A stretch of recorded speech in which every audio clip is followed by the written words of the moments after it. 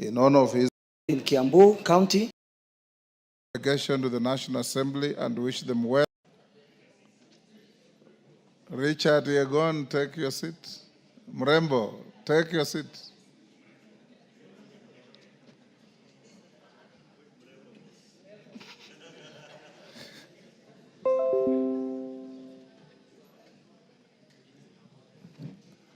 Honorable members, I've got two communications to make. The first one is an update on reconstitution of lapsed committees. I've been notified by the leader of the majority party and the leader of the minority party that the Committee on Selection is yet to conclude the nomination of members to the lapsed committees. Further, the leaders note that consultations are ongoing and will be concluded soon to allow for the reconstitution of the specified committees. Honorable members, noting that the Budget Policy Statement, PBS, and the medium-term debt strategy, which was laid on the table of the House on Thursday, 13th February 2025, has specified timelines, I direct that awaiting the reconstitution of committees, the BPS be processed by the liaison committee, similarly noting that the supplementary estimates 2 for the 2024-2025 financial year have just been laid on the table of the House. I also refer the same to the liaison committee for processing. I thank you. Second communication, honorable members, is to notify the House of the demise of two members of Parliament, a senator and a member of the National Assembly, the member for Malava constituency, the Honorable Moses Malulu Injendi, and the senator for Baringo, the Honorable William Kipkiror Cheptumo. Honorable members, it's with immense sorrow that I hereby notify members of the National Assembly and the entire Parliament fraternity of the untimely demise of two of our colleagues, one in the National Assembly and the other in the Senate. First, honorable members, I report with a heavy heart the passing on of the member for Malava constituency, the Honorable Moses Malulu Injendi MP, which occurred yesterday, Monday, 17th February 2025, while he was undergoing treatment at the Aga Khan Hospital in Nairobi. The late Honorable Injendi was born on 9th October 1966 in Lugusi village, Malava constituency. He began his education at Lugusi Primary School in 1974 and completed there in 1981. Thereafter, he joined St. Ignatius Mukumu Boys High School in 1982 and completed his O-levels there in 1985.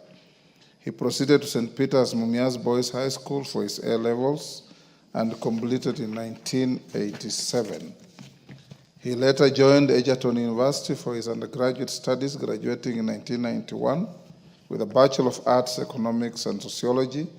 His passion for education pushed him to further his studies and attained a Master of Arts Sociology degree from the University of Nairobi in 1996. At the time of his demise, he was pursuing a Doctor of Philosophy at the Nelson Mandela Metropolitan University in the Republic of South Africa.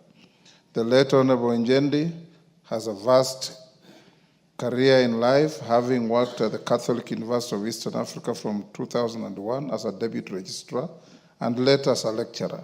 As an educationist, the late Injendi championed education reforms and dedicated his time to serve as a chairperson and member of boards of governors of various schools, including Lugusi Secondary School. The late Injendi joined elective politics in 2013 when he successfully vied for and won the parliamentary seat as a member for Malava constituency of the Maendeleo Democratic Party MDP ticket, a seat he retained for 3 consecutive terms. Until his untimely demise, he was serving his 3rd term in Parliament and was the vice chairperson of the Departmental Committee on Education, where he played a critical role in the formulation of policies to improve the education sector. He was also a member of the Committee on Parliamentary Broadcasting and the Library, where he contributed to the committee's work in its report on enhancing reporting of parliamentary business on online platforms. The report was adopted by this House in September 2024 and is being progressively implemented.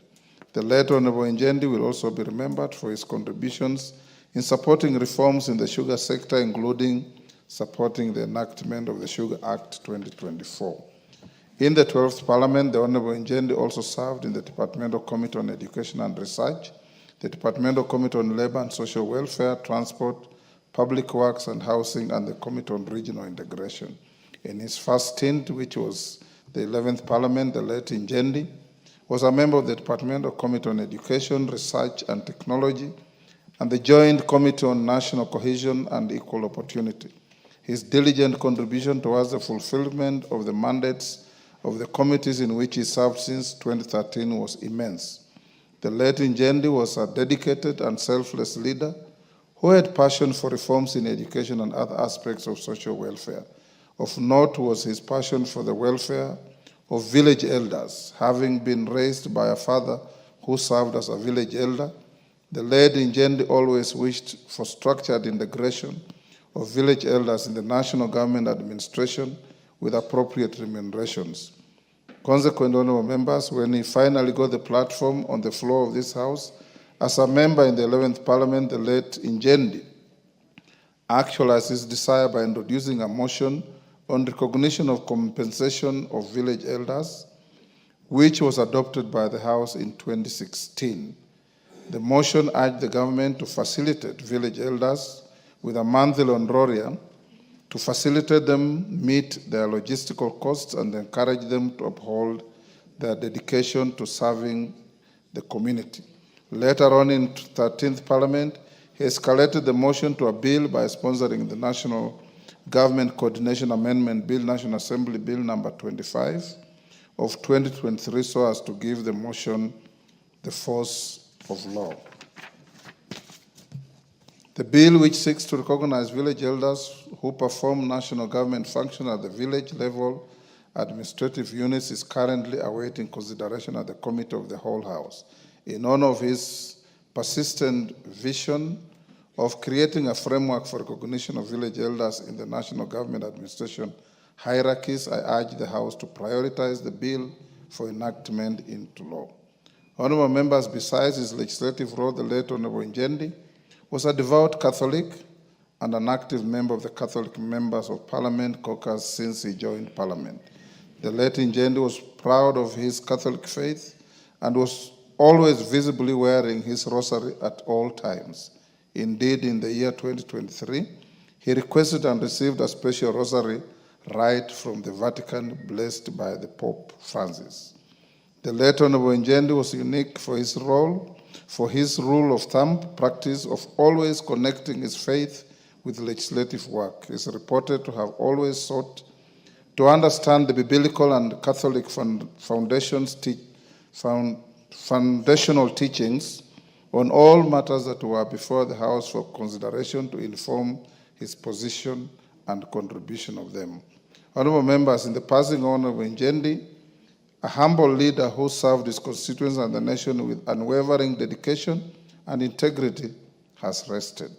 On behalf of the Parliamentary Service Commission, all members and staff of the National Assembly, and indeed on my own behalf, I convey our heartfelt condolences to the family of the late Honorable Njendi, his relatives, friends, and the people of Malava constituents. As the National Assembly, we assure them of our support during this period of great sorrow.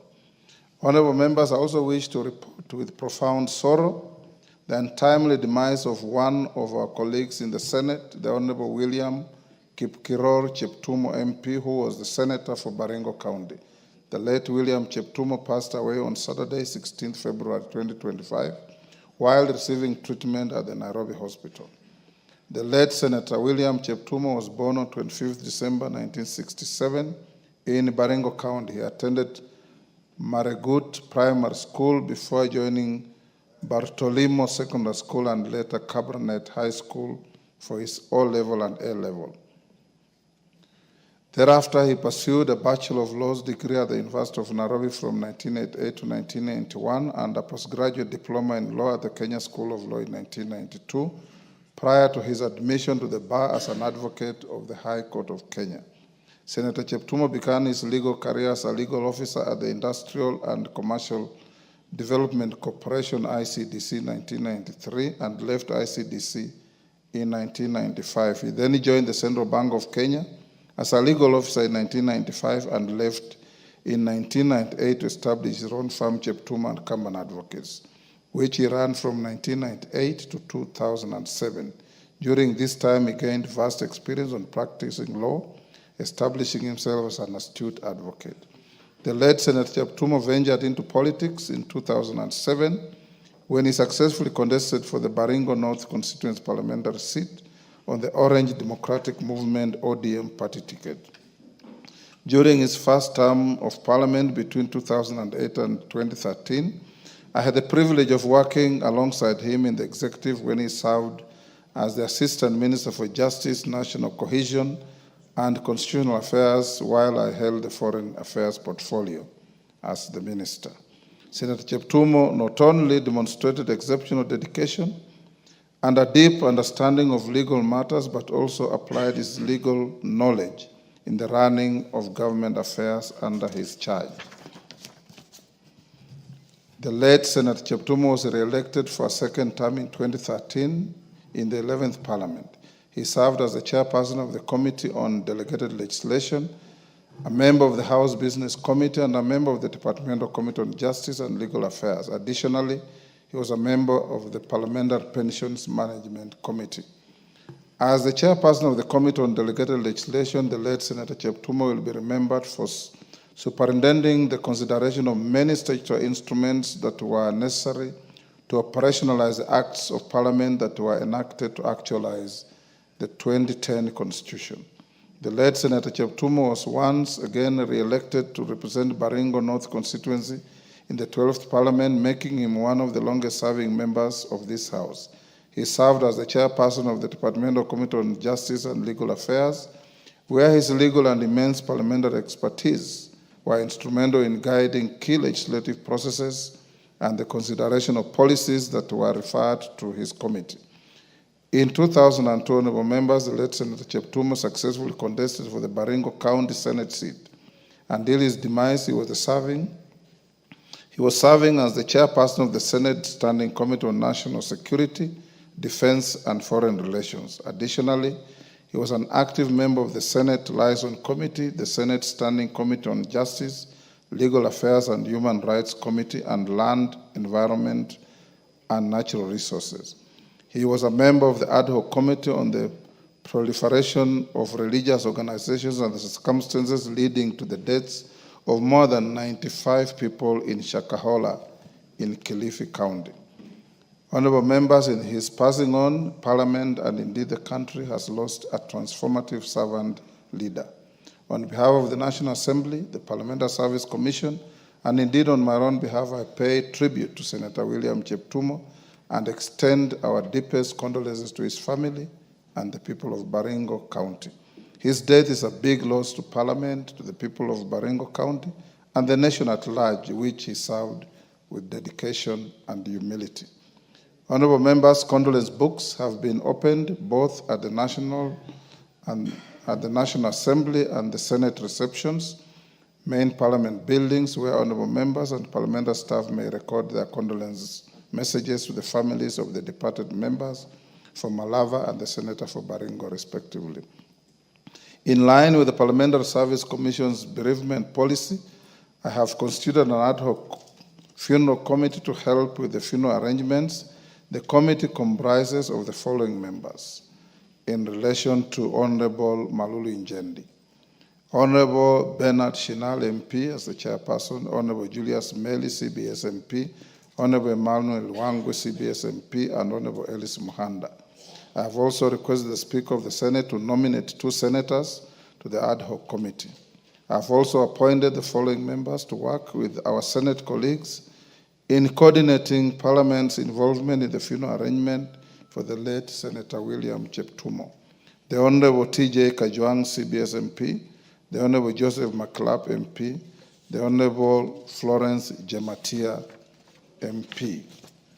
Honorable members are therefore encouraged to liaise with the ad hoc committees on matters relating to the funeral and interment of our departed colleagues.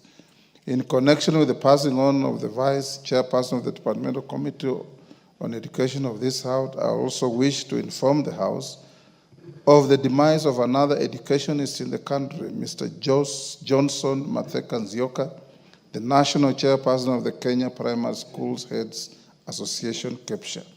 The late Mr. Nzioka, who was also the head teacher of Donholm Primary School in Nairobi City County, succumbed to his injuries he sustained in a road accident that occurred on Sunday, 16 February 2025 in Athi River along Nairobi-Mombasa Road.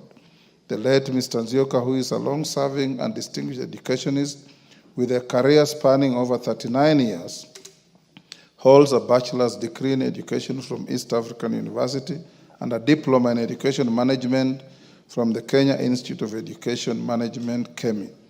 In these very many years as a career teacher, he has been a head teacher for 24 years.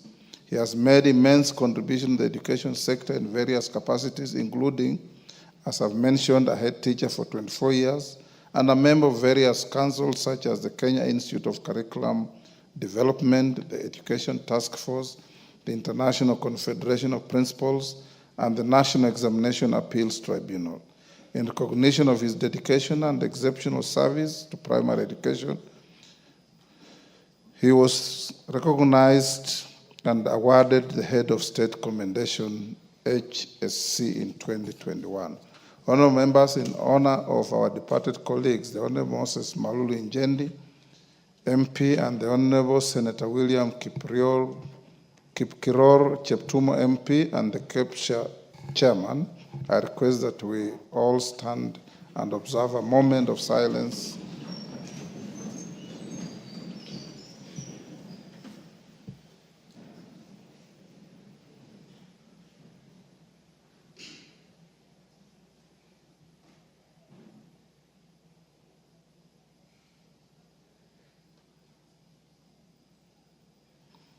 May their souls rest in eternal peace. Amen.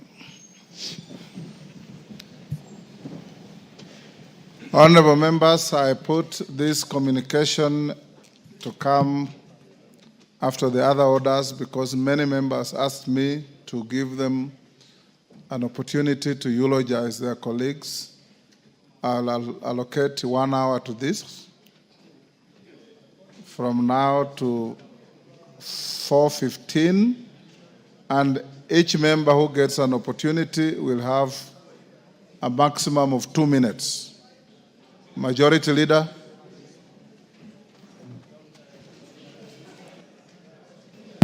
Thank you, Honorable Speaker. Honorable Speaker, allow me to join you in condoling with the families of the late Cheptumo and the late Malulu Njendi.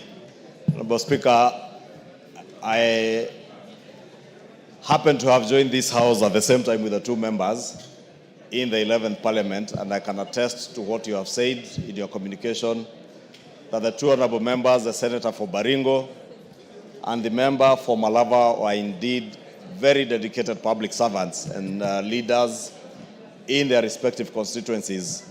Honorable Cheptumo, Honorable Speaker, when he represented Baringo North and served in this House, serving all the way as a chair of the Delegated Legislation Committee. Order, honorable members. This is a solemn moment where we have lost two of your colleagues at the same time. I would expect that you give it the solemnity that it deserves. Go on, Majority Leader. Thank you, Honorable Speaker. I was saying Honorable Cheptumo served also as a member and later chair of the Delegated Legislation Committee and served with a lot of diligence as a chair of that committee, and those who were in the 12th Parliament with us, we remember the dedication with which the Honorable Cheptumo served this House as chair of the Delegated Legislation Committee, considering numerous regulations for approval in the House, and did so with a lot of intellect. Honorable Cheptumo, Honorable Speaker, happened to be a very good lawyer.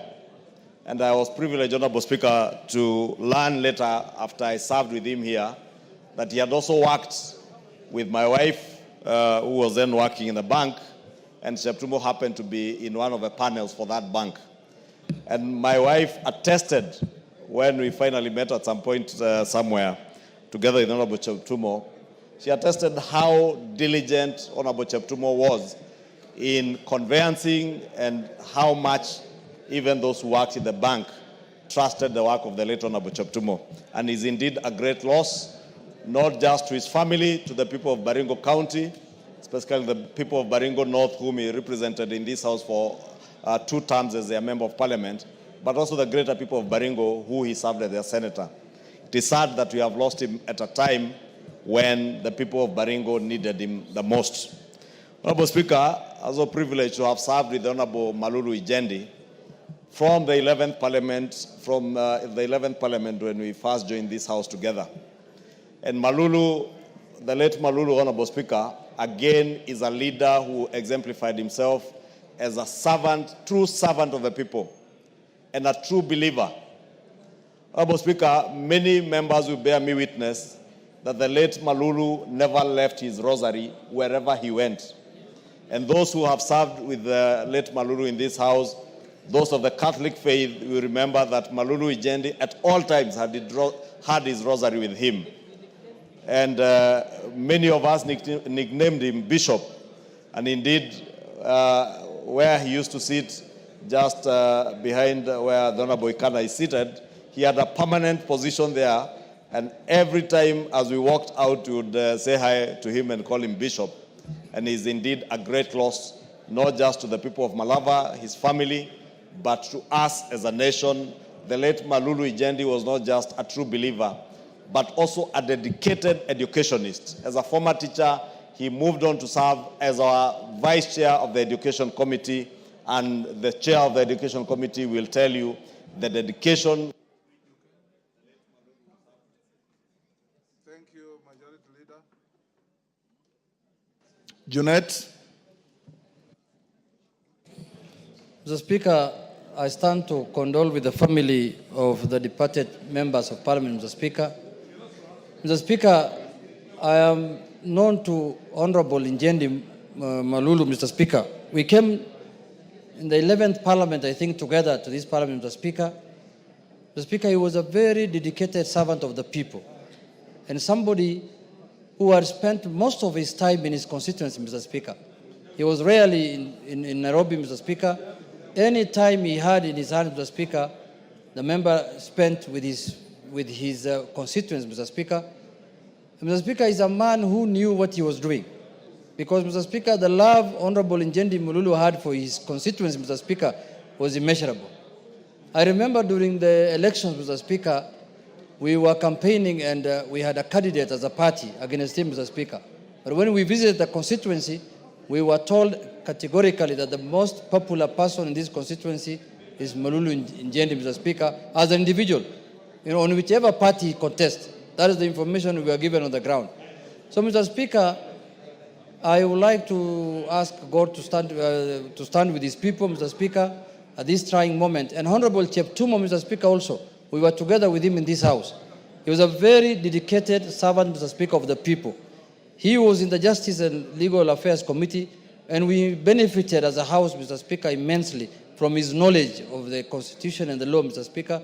I served with him in Parliament, served with him in the House Business Committee, and Mr. Speaker, those are servants of people who have left us, Mr. Speaker, at a time when Kenyans really require their service, Mr. Speaker. With those few remarks, Mr. Speaker, I condole with the family, and may God rest their souls in peace, Mr. Speaker.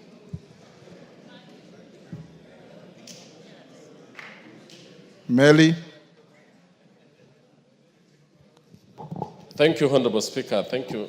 Honorable Speaker, I want to take this time to condole with the family of our 2 honorable colleagues, Honorable Cheptumo and Honorable Moses Malulu Ijendi. Honorable Speaker, we came to this house with Honorable Malulu Ijendi in 2013, and as my colleagues have said, he was a very humble, very diligent, very honest, very religious, and a good educationist. I served with him in the 11th Parliament as a member of the Committee of Education, where we were led ably by Honorable Sabina Chege. During that time, Honorable Malulu Injendi gave us his mind on educational issues, ranging from the primary school education all the way to university. Honorable Malulu Injendi, Honorable Speaker and members, he was a man who actually loved his constituents a lot. He didn't fail to go to his constituency every weekend, every month. And at all times, he served these people with a lot of diligence and integrity. He was a man who really built many schools, many colleges, and many institutions in his place. Honorable Cheptumo is a senior member in this house. He mentored us. We found him. He was a member of Baringo North from 2007 all the way to 2013 when he came in. As young legislators, Cheptumo took us with a lot of humility and taught us parliamentary legislative processes. As a member of the delegated committee and also as a member of several other committees, we learned a lot from the two members. May the good Lord rest their souls in eternal peace. Asante sana. Thank you.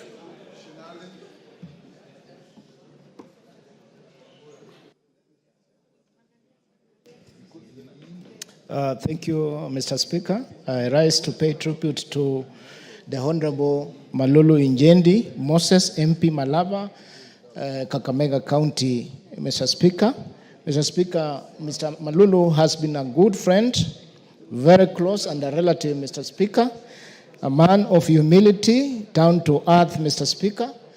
Being a relative, Mr. Speaker, despite the age group, Mr. Speaker, Malulu has always called me uncle since he's married from my clan, Mr. Speaker. Mr. Speaker, I and Mr. Malulu in political trajectory took the same path in 2017, Mr. Speaker, when we found ourselves in corridors of justice, Mr. Speaker, defending election petitions, Mr. Speaker, in the High Court in Kakamega. Despite that, we also won, both of us, and Mr. Speaker, at 2022, Mr. Speaker, we are re-elected the third time, Mr. Speaker, with the Malulu Injendi. Mr. Speaker, Mr. Malulu Injendi, the MP Malava, has transformed education in Malava, both infrastructure and learning, Mr. Speaker, in Malava constituency. Mr. Speaker, I wish to take this chance, Mr. Speaker, on my own behalf and on behalf of people of Ikolomani and Kakamega County, to eulogize with the family and pass my condolences to the people of Kakamega for losing such a leader, Malava constituency. Mr. Speaker, also losing a committed leader who has transformed and left a legacy in Malava constituency, Mr. Speaker. Thank you, sir.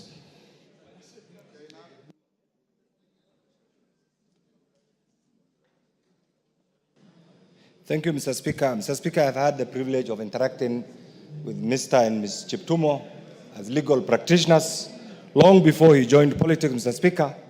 And I found him as a brilliant legal practitioner who was down to earth. I also had the privilege of being with him in Parliament from 2007 as a representative of the people of Baringo North, and then later on, right now, was serving as a senator. Mr. Speaker, death is a must. We as a Muslim, we always say, كُلُّ نَفْسٍ ذَائِقَةُ الْمَوْتِ. Every soul shall test death. It's a must. It's only the owner who gives and who knows when to take away. And therefore, all of us must be ready to submit to the will of God when we live, so that when we go down, we'll be welcomed in the bounties of heaven, Mr. Speaker. I know Mr. Cheptumo will be missed by many friends. Mr. Speaker, I have also interacted with Mr. Injendi and found him a man who was carrying the rosary. In my culture, Mr. Speaker, when you see a man or a woman of God always blessed with a rosary, it's a sign of forgiveness. It's a sign of atonement. It's a sign of asking, look, you always appreciate the omnipresence of God around you. And I know truly in Mr. Injendi and Mr. Cheptumo, the people they have represented will greatly miss them. But Mr. Speaker, the only thing that we can do, I want to urge you, as our head here, to give them a dignified and decent send-off. That is the only way we can also remain true to the service they have offered to their respective electorate. Thank you, Mr. Speaker.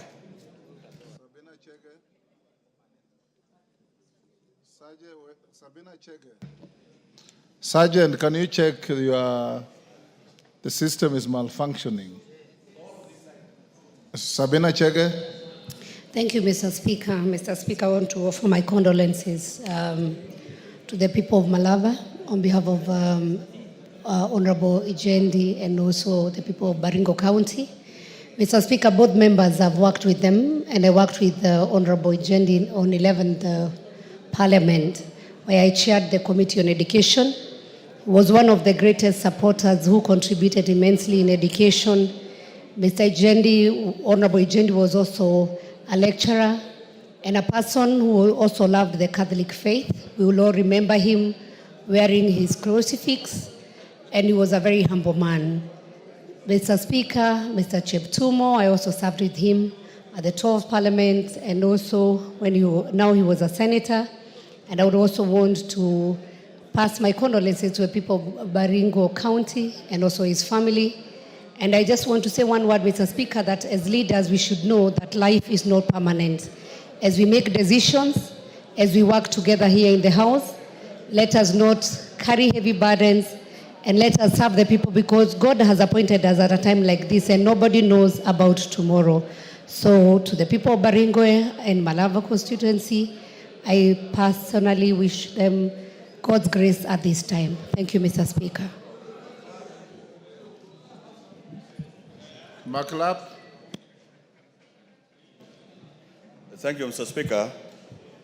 Let me join you in paying tribute to our late Senator William Kipkiror Cheptumo, who passed on 16th. Mr. Speaker, first I want to endorse that whatever you read, Mr. Speaker, is a true position and life of Honorable William Cheptumo, our Senator and our immediate former Member of Parliament of Baringo North, a man that I took over from in 2022. Mr. Speaker, I want to make it known that Senator Cheptumo is not only Senator of Baringo, he was actually my maternal uncle. So, Mr. Speaker, I have lost a jomba in myself. A man that is fast in many things. Mr. Speaker, Honorable Cheptumo went to school too late. Those of us, Mr. Speaker, who are not born in hospital and who lived in rural areas, Mr. Speaker, went to school too late. You could see, Mr. Speaker, Cheptumo written 57 years ago. Mr. Speaker, the true position is not 57. We always choose the date of Christmas when Jesus was born as our birthday for those of us who are not born in hospital, Mr. Speaker. Mr. Speaker, this man did a good job in Baringo North, Mr. Speaker, and I have made, Mr. Speaker, give me an extra minute, and I have ensured, Mr. Speaker, that whatever Cheptumo started in Baringo North, we are able to complete, Mr. Speaker, within the shortest time possible. Mr. Speaker, because of no time, Mr. Speaker, I wish to also inform members that Honorable Cheptumo shall be laid to rest in his home in Bartabwa on 1st of March, Mr. Speaker, and there will be a requiem mass on. Okay. Allow me just on 27, Mr. Speaker. There will be a requiem mass in AIC Mlimani for our late Senator William Cheptumo, Mr. Speaker, and I've also known Mr. Ijendi as my registrar in Catholic University of Eastern Africa, Mr. Speaker, where I started double mathematics, Mr. Speaker. Mr. Speaker, may their souls rest in peace, Mr. Speaker, and thank you. Nabe Nabuera.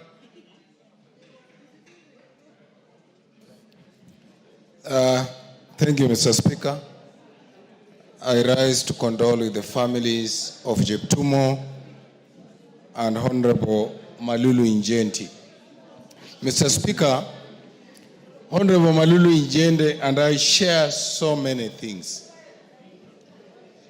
Our mothers are angled in the same home. Honorable Ijendi and I belong to the same circumcision age set, Vachuma. Ijendi and I were in school at the same time. While he was in Mumias, I was in Musingu High School.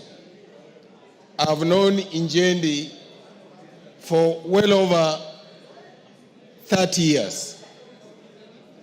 Honorable Injendi was not just a friend, a relative, but also a barometer for many things. When I wanted to check something that I thought I wanted to contribute on, I would speak to Honorable Injendi. On behalf of the caucus, Western Parliamentary Group Caucus, and on behalf of the people of Lugari, I want to send my sincere condolences to the family, to the children, and to the people of Malava. Honorable Speaker, you remember you gave me an assignment with Honorable Wangwe to be the caretaker of Honorable Injendi when he was in a hospital all this long. It's a journey that Honorable Speaker was very difficult for Honorable Wangwe and I. We saw him sick. We saw him rising up. Honorable Speaker, thank you. Yes, wind up. We've seen him lose the battle. It has not been easy. And I want to thank you, the Speaker, and everyone else who joined us in this journey. I condole with the family. Betsimba. Honorable Betsimba. Asante sana Mheshimiwa Spika. Pia mimi nisimame kwa niaba ya eneo bunge la Kisauni kusema pole kwa ndugu jamaa na marafiki na eneo bunge la Malava kwa kifo cha Mheshimiwa Ijendi. Mheshimiwa Ijendi alikuwa anaishi na watu vizuri, na kitu anayohitaji sasa ni maombi. Kikubwa anachohitaji ni maombi. Tumuombe Mungu amsamehe madhambi yake, amweke katika watu wema mahala pema. Pia hii ni ishara kwamba unakumbushwa kwamba hii dunia unapita. Kwa hivyo unalohitajika hapa katika dunia hii ni kufanya mema. Hayo ndio yatakwenda kusaidia mbele. Kifo hakijali mtu mzima wala mtoto wala cheo chochote, wala una uhakika kuishi dakika 2 kutoka sasa. Kwa hivyo hii ni moja katika pia wale ambao bado wako hai wajue kwamba iko safari ambayo wanakwenda, na kikubwa ni ufanye mema, na sisi sasa tulopewa jukumu tuwe tunafanya mazuri yale ambao wanasaidia wale watu ambao wametuchagua. Asante sana Mheshimiwa Speaker. Chematia.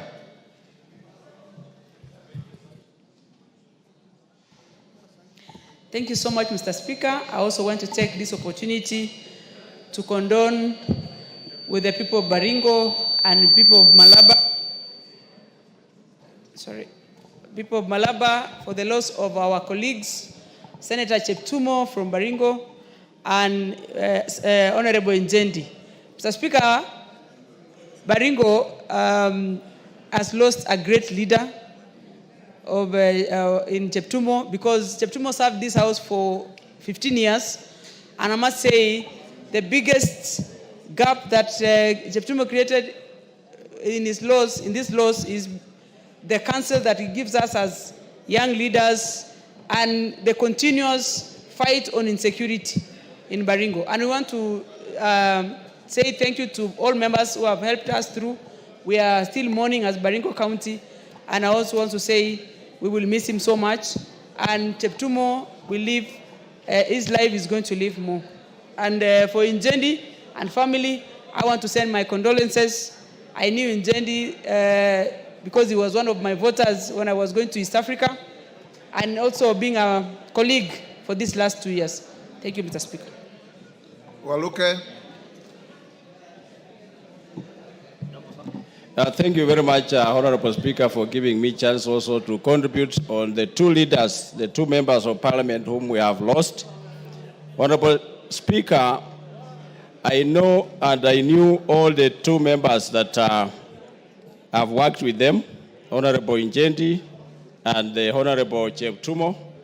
Honorable Speaker, I knew Cheptumo from 2007.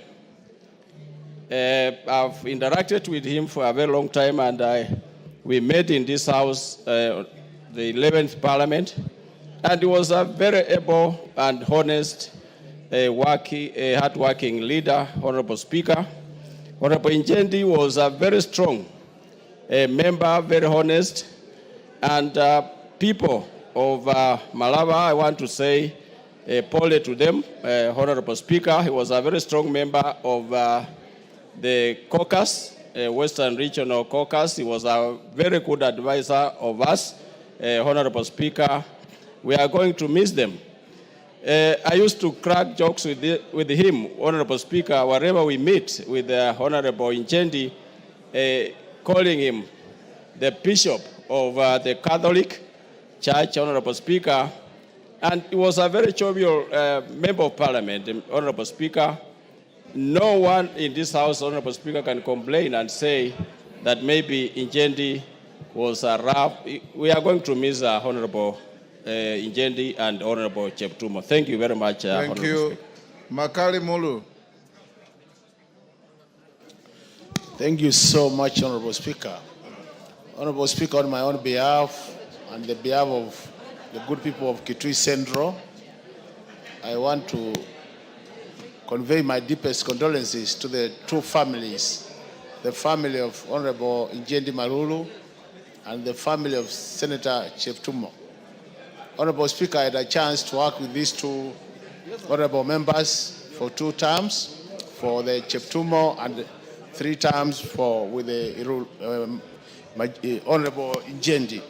And Honorable Speaker, these 2 honorable members have been very serious with their work, and I'm very sure that the people who have been voting for them will miss them in a big way. So even as Honorable Speaker, we send our sympathies to the people who have been voting for them, Honorable Speaker. My prayer to the Almighty God is that they are so rest in eternal peace. Amen, Honorable Speaker. Thank you, Deputy Speaker. Thank you, Honorable Speaker, for giving me this opportunity to pay tribute to 2 great people. Honorable Injendi Malulu, whom I first met when I came here to Parliament. And I know that one of the most important things that I remember about him, was that he was kind and very amiable. He was a gentleman. And so when I arrived in Parliament, I felt like I was fish out of water, but he was one of the people who made me comfortable. He was always polite and kind. He always gave you way when you walked on the corridors or when people were crushing you on the corridors. And most importantly, when he wanted to speak, he requested with such humility and grace despite being very senior. As for Honorable Senator Cheptumo, he was my classmate at the University of Nairobi Law School. And I remember he also stood out because he was sober, calm, and very wise. And once I asked somebody, why does he behave like my father? Then I later was told, and he told me himself, that he had joined school at a very later age. So he was nicer than all the other men at the university, was very polite, was like a father to you. And most importantly, when all the young men in first year were chasing after girls, Cheptumo was focused on studying and was always telling the others not to behave like that. We will always remember our 2 colleagues. Were they chasing girls or seducing girls? Quoting them. But I stand here today to condole on behalf of the people of Uasin Gishu County with both the families, and may God rest their souls in eternal peace. Amen. Mishimbogo.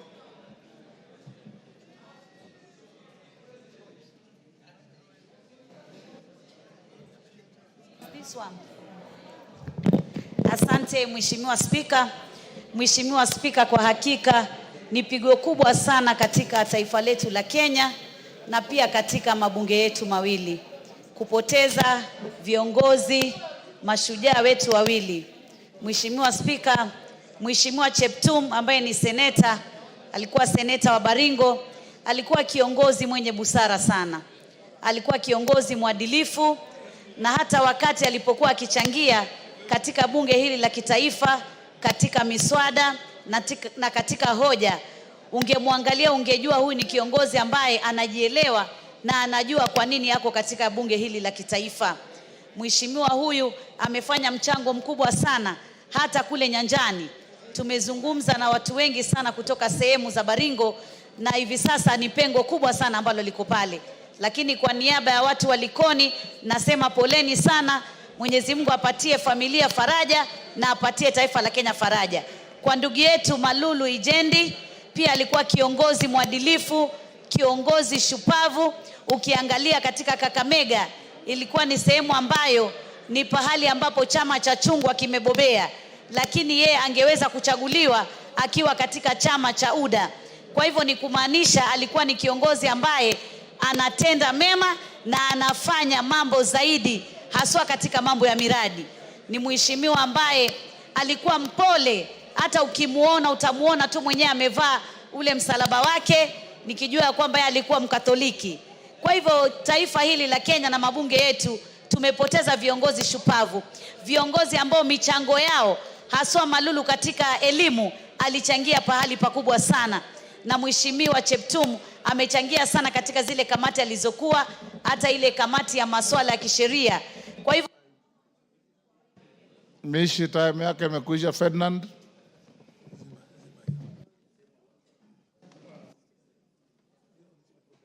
Mr. Speaker, on behalf of the people from Kwanza and Trans Nzoia, I want to take this opportunity to say, to send my condolences to my brother Moses Intenji, because he even came to my place in 2019 and helped me do some fundraising.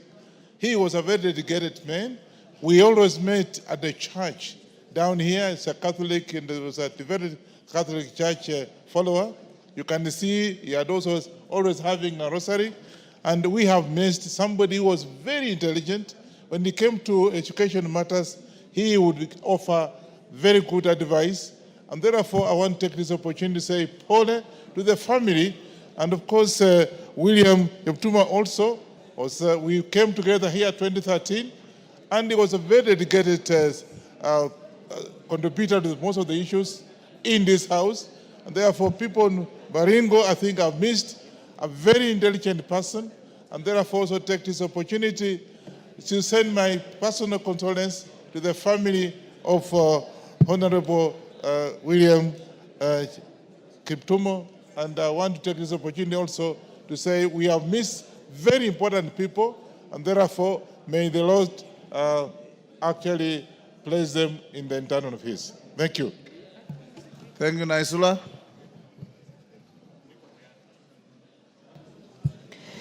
Thank you, Mr. Speaker. I rise also to pass my sincere condolences to the families, relatives, friends, and also the constituents of Honorable Malulu Ijendi of Malala constituency, and also Honorable William Cheptumo, of the Senator of Baringo County. I was privileged to work with the two gentlemen, Mr. Speaker. Honorable Ijendi, I was the chairperson of the Regional Integration Committee in the 12th Parliament, Mr. Speaker. And later, I also served under Honorable Cheptumo when he was the chairman of JLAC. I must say that this country and their constituents have lost very dedicated legislatures in this house, Mr. Speaker.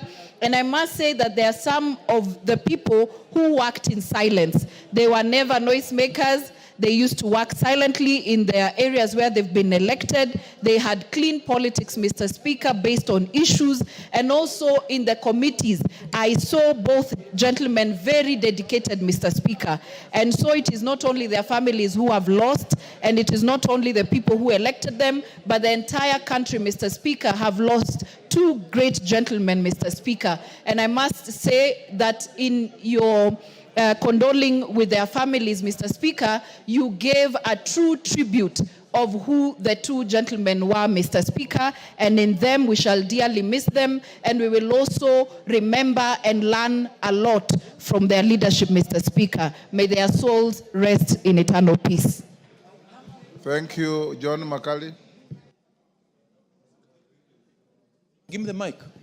Thank you, Honorable Speaker, for the opportunity. Let me take this opportunity, Honorable Speaker, on my own behalf and on behalf of the great people of Kandui constituency to eulogize the late Honorable Malulu Ijendi. Honorable Malulu Ijendi was a true representative of the people. He was a man who actually never shied away from his faith. Honorable Malulu Injendi was our senior, and he was my neighbor here in Parliament. We could consult at very, very short notice. Honorable Malulu Injendi was a real humble man, was an icon of humility. And the only thing we can be able to do, Honorable Speaker, as we send off Honorable Malulu Injendi, is to remember what he adeptly stood for. He adeptly stood for passing legislation to assist the village managers and the village elders so they can also be able to get some money arising from the service they give to our people. So as we eulogize and send off Honorable Malulu Injendi, honorable members, we must send a gift to Honorable Malulu wherever he goes by passing the legislation which he adeptly pushed for in this House. He also contributed immensely in the education sector, and this House is poorer by the passing on of the Honorable Malulu Injendi. I take this opportunity to say pole sana to the people of Malava and say may he go in peace. And as we eulogize also the Honorable Baringo Senator, we wish to say that I never had an opportunity to work with him, but from the records held in this particular House and in the Senate, he was such a very sharp and fine legal mind. May the people of Baringo also be consoled due to the loss of the Honorable Cheptumo. May their souls rest in eternal peace. Murugara. Thank you very much, Mr. Speaker. So, Speaker, allow me, on behalf of the people of Tharaka constituency, Tharaka Nithi County, and my own behalf, to condole with all the primary school teachers for having lost their chairman, Mr. Nzioka, a great guy who served the teachers very diligently. Allow me also to condole with the people of Malava for the loss of one great gentleman by the name of Moses Ijende, who actually we would describe as a gentleman par excellence, because nobody in this House would say they crossed paths with Honorable Malulu Injendi. He served so well, he was so humble, he was so amiable and humane in everything he did. This is a great loss to the people of Malava, and we condole with them. Allow me also to condole with the people of Baringo County for having lost one of my best friends, Honorable Cheptumo. Cheptumo, we crossed paths in A level as he studied in Kabarnet High School, and I was in Kabarak. We would occasionally meet for debates, and those debates were very fruitful. We then entered the University of Nairobi in 1988 and shared a class with him and also the Deputy Speaker of the House, the Honorable Gladys Boss. Let me disclaim that I was not in that class of those young men she has described. I was in the class of Cheptumo. We were quite serious in studies, and Cheptumo actually did very well. Eventually, we were admitted as advocates, and we practiced law with him. When I came to the House for the tour of the Parliament, I served under Honorable Cheptumo when he was the chairperson of the jail. Wangwe. Thank you, Honorable Speaker. Honorable Speaker, on behalf of the great people of Navaholo, on behalf of myself, Honorable Speaker, too, and the Catholic fraternity, Honorable Speaker, allow me to pass a message of condolence to the family, friends, and relatives of the late Honorable Malulu Injendi. Honorable Speaker, I share religion with Mheshimiwa Injendi. I also share family issues with Mheshimiwa Injendi, Honorable Speaker.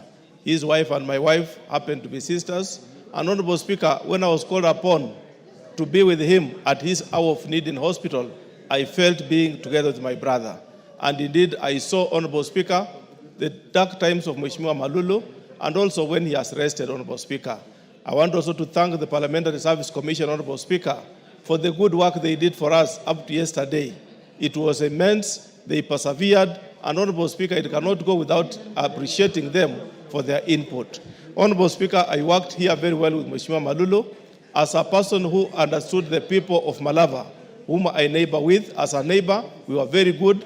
We worked together. And Honorable Speaker, the greatest moment I wish to remember Mheshimiwa Malulu is in 2017, Honorable Speaker, when the entire region, Honorable Speaker, was in COD.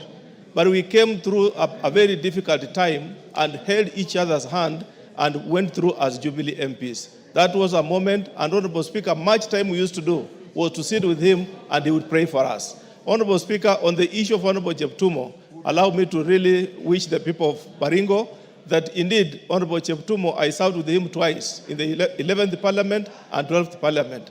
And Honorable Speaker, many a times we used to refer to him as a walking dictionary because it was a working constitution, Honorable Speaker, because whenever the Speaker and then the Honorable Muturi could want to raise an issue of constitutionalism, he was there to help interpret the Constitution of. Thank you. Rachel Nyamai. Thank you, Honorable Speaker. On behalf of the people of Kitui South and on my own behalf, Honorable Speaker, I would like to join you and the House in condoling with our two colleagues, the Honorable Malulu Ijendi and the Honorable Cheptumo. Honorable Speaker, it is a very sad moment for all of us to lose two great gentlemen who have served in this House. Honorable Speaker, I have served with the two of them in the 11th Parliament, in the 12th Parliament, and also in the 13th Parliament with the Honorable Malulu Ijendi, and also with the Honorable Cheptumo, who, as much as he was in the Senate, he would cross over on this side and consult us. Mr. Speaker, as other members have said, the Honorable Malulu Ijendi is a very respectful person, a person who was committed to his constituents, to his family, very humble and God-loving. Honorable Speaker, it is hard to forget the position where the Honorable Malulu Ijendi sat. And when we wanted to speak, Honorable Speaker, for the opportunity that you give us to sit there, he is very respectful and he always walked to that seat with a lot of respect. Honorable Speaker, the Honorable Malulu's contribution to education in his constituency, in this House, and also in the country is worth noting. Honorable Speaker, I remember that when we were dealing with the sugar bill, the Honorable Malulu Ijendi participated immensely, passionately for his people. Honorable Speaker, I take this opportunity to condole with him and his family and ask God to keep him in a safe place which he worked for hard. Honorable Speaker, give me a chance to say a word about the Honorable Cheptumo. I have interacted with the Honorable Cheptumo in this House. We served together in the 12th Parliament in the liaison committee when I chaired lands, and he was also in delegation.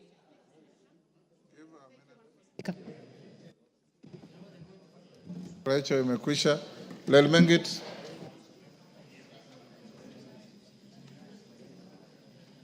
Thank you, Honorable Speaker. I want to join the team, the National Assembly team, in eulogizing the lives of Senator William Cheptumo, the Baringo Senator, and also Honorable Malulu Ijendi. It is a great loss, Honorable Speaker, for this country and the people of those constituencies and counties that the two represent. I have known them as very mature leaders in this House, especially with institutional memory.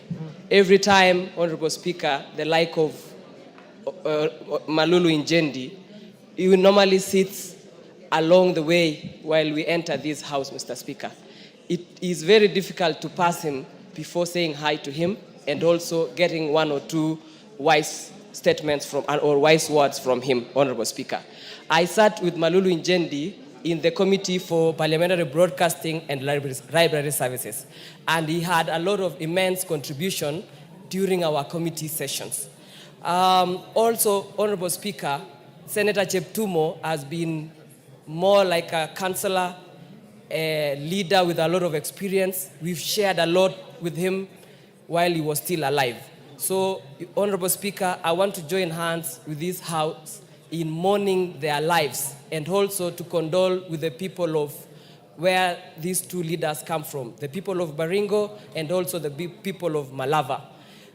Finally, Honorable Mr. Speaker, I also want to pass my condolences to the former chair of KEPSHA, John Nzioka, for his loss. I want to tell all the leadership of the primary school heads that we are very sorry for their loss. Thank you, Honorable Speaker. Nilemba.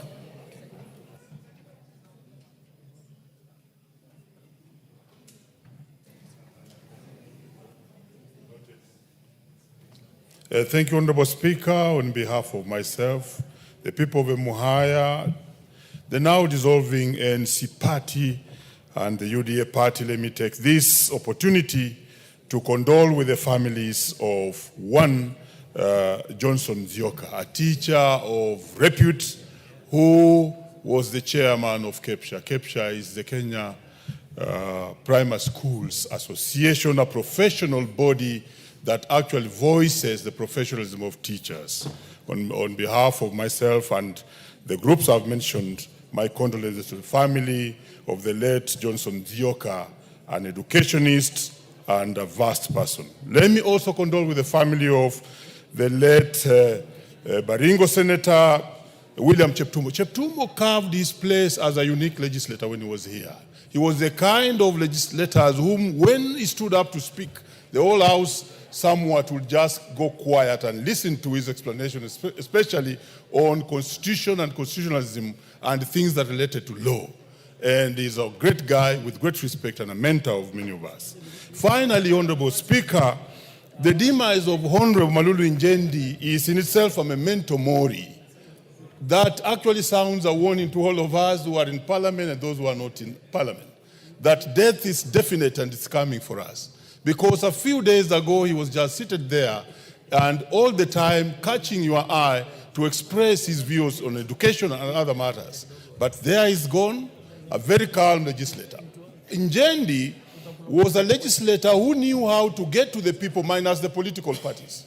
Though a member of the NC party, which have been the Secretary General, Njendi could have still made it on any political party. And no wonder, in your eulogy, you indicate him as having come on a party that was little known, even when he had been denied the... Yeah, Mayaka.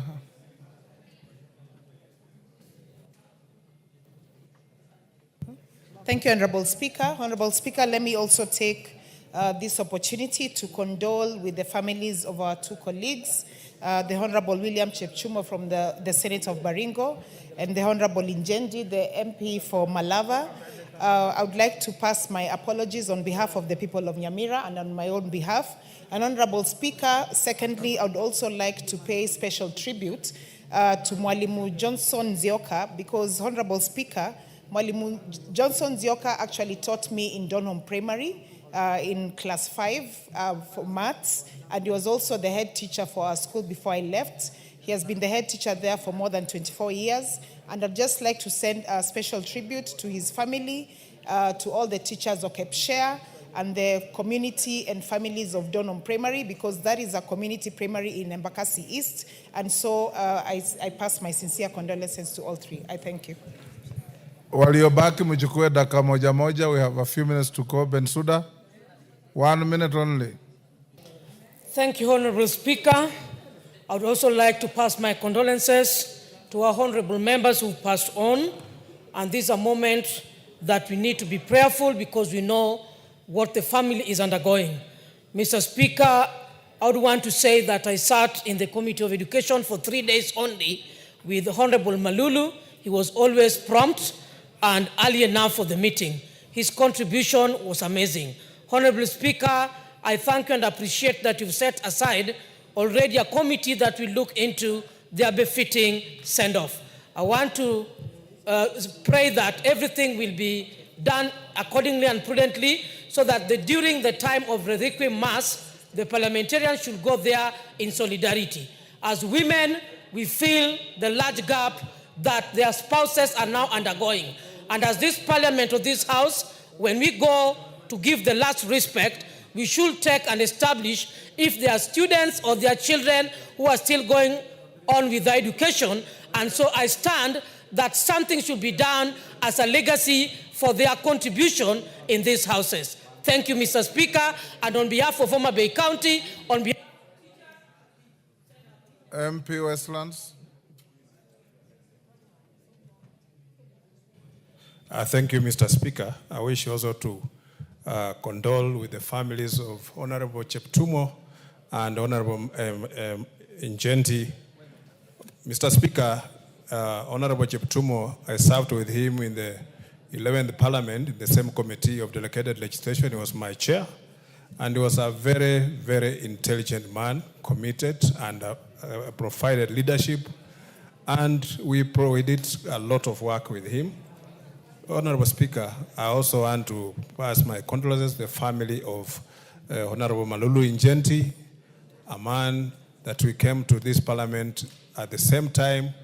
He served with him, we were serving with him in the current parliament, the same committee of broadcasting and library.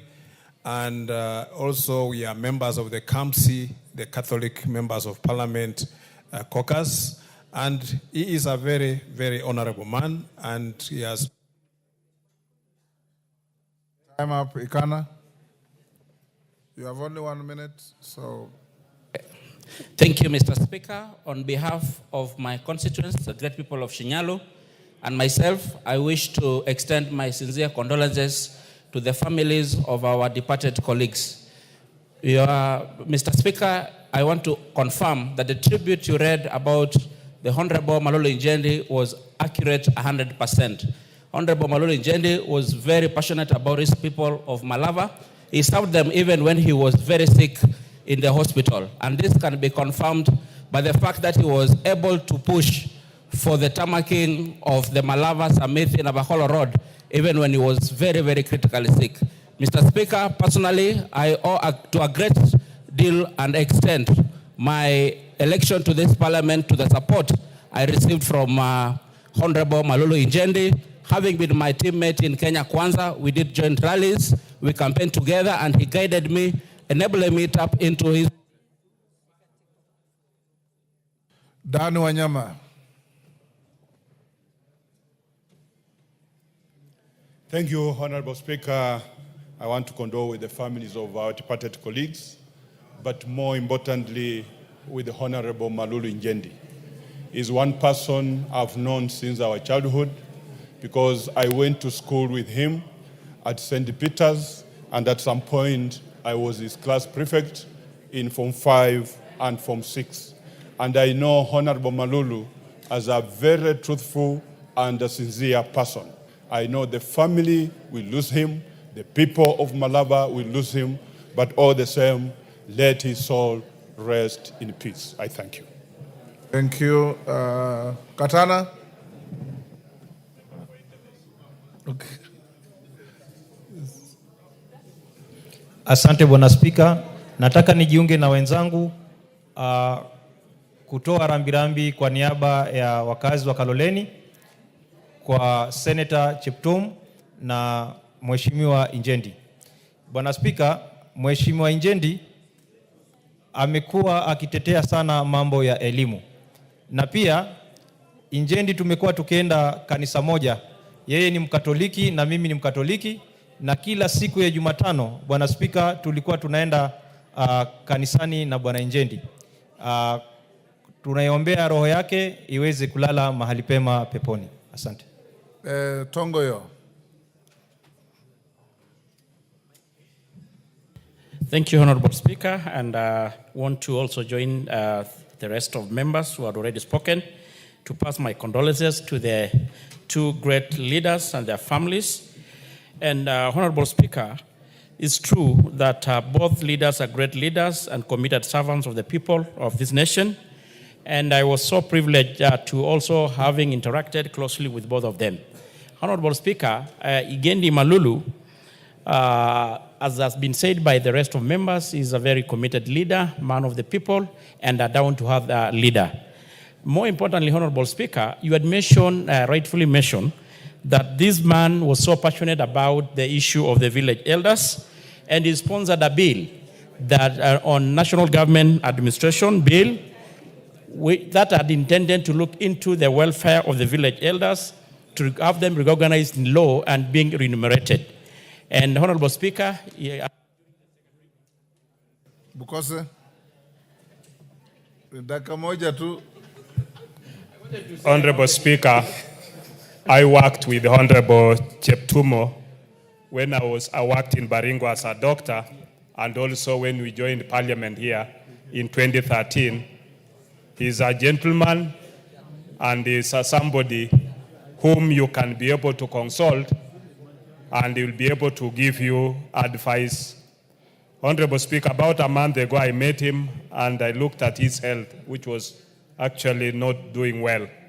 And I want to join the people of Baringo and the people of also Malava in mourning both Honorable Senator Jeptumo and Honorable Malulu Injendi, who in this house we joined together in 2013, and he's been somebody who has been a gentleman and a committed servant to his people and also to the house in general. May their souls rest in eternal peace. Oundo, Katana, switch off your mic. Thank you, Honorable Speaker. On behalf of the people of Nyola constituency, let me send my sincere condolences to our two departed colleagues. Honorable Speaker, I have served the Honorable Njendi since I joined the other term, and the Honorable Njendi visited my constituency sometimes in November after the demise of his fund accounts manager. And we shared a lot, and it was a shock to learn that he was unwell, and it was even more shocking to learn that he passed on. Honorable Speaker, on his bill about the village elders, Honorable Speaker, we were involved and unfortunately was asked, and that's what Honorable Tongoy wanted to raise, he was asked to drop it, awaiting a comprehensive review. I hope in his honor, Honorable Tongoy, you will ensure that you conclude that process. And with those few remarks, I wish the family these hard times. Thank you, Honorable Speaker. Emase. Thank you, Honorable Speaker. I also arise to pay tribute on my own behalf and on behalf of the great people of Teso South to the bereaved families of our two departed colleagues. Honorable Speaker, I'm privileged to have served with both Honorable Cheptumo and Honorable Ijendi in the 11th Parliament and then this 13th Parliament. And it is so sad. It's a sad week for Parliament. Honorable Ijendi, we sat on this same row and I'd consult him on issues of bills to do with education, motions, and he also consulted me on issues budget. But Honorable Speaker, the two gentlemen were very humble and dedicated to serving their constituents. And their contributions will be greatly missed by us, their families, and the country at large. At this point, Honorable Speaker, I just want to pray for the bereaved families, the widows, the children, including even the chair of KEPSHA, who just lost his life in a road accident on behalf of the teacher. Mwea. Maingi, member from Mwea.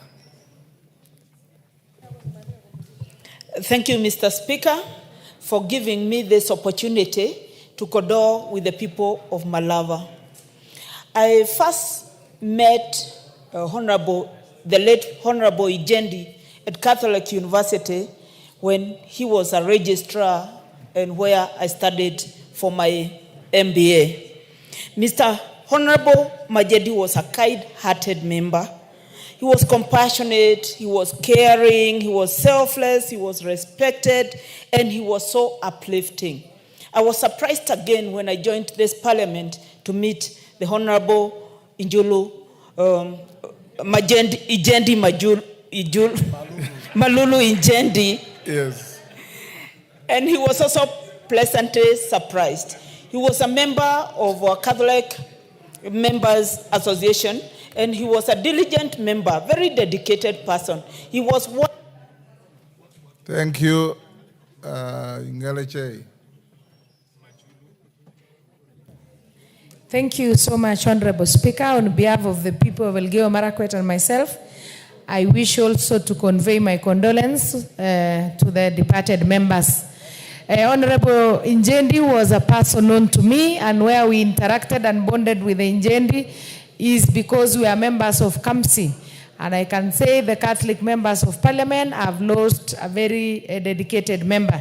Honorable Cheptumo, nonetheless, was a ranking member and he was an advisor, especially from our community whereby most of the members of Parliament are young. We always could go to Cheptumo for advice, and he could always give us direction and give us advices. I pray that may their souls rest in eternal peace. Thank you. Africa.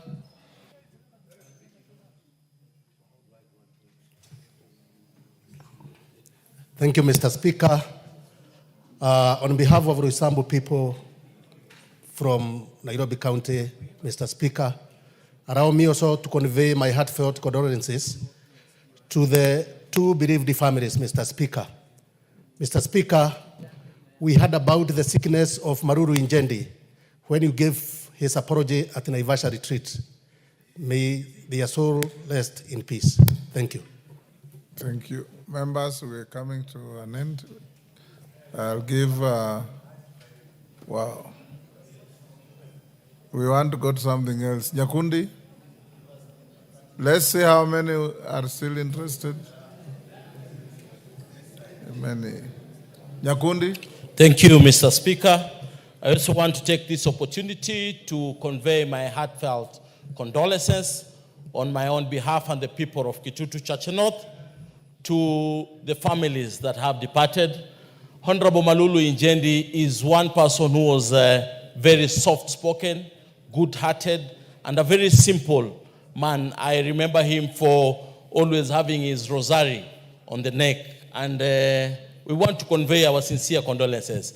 To Honorable Cheptumo, we say pole sana. These two people on, as the UDA party and the Kenya Kwanza coalition, we have lost people of dignity, and we pray and hope that may their souls rest in eternal peace. Thank you, Mr. Speaker, sir. Chikati.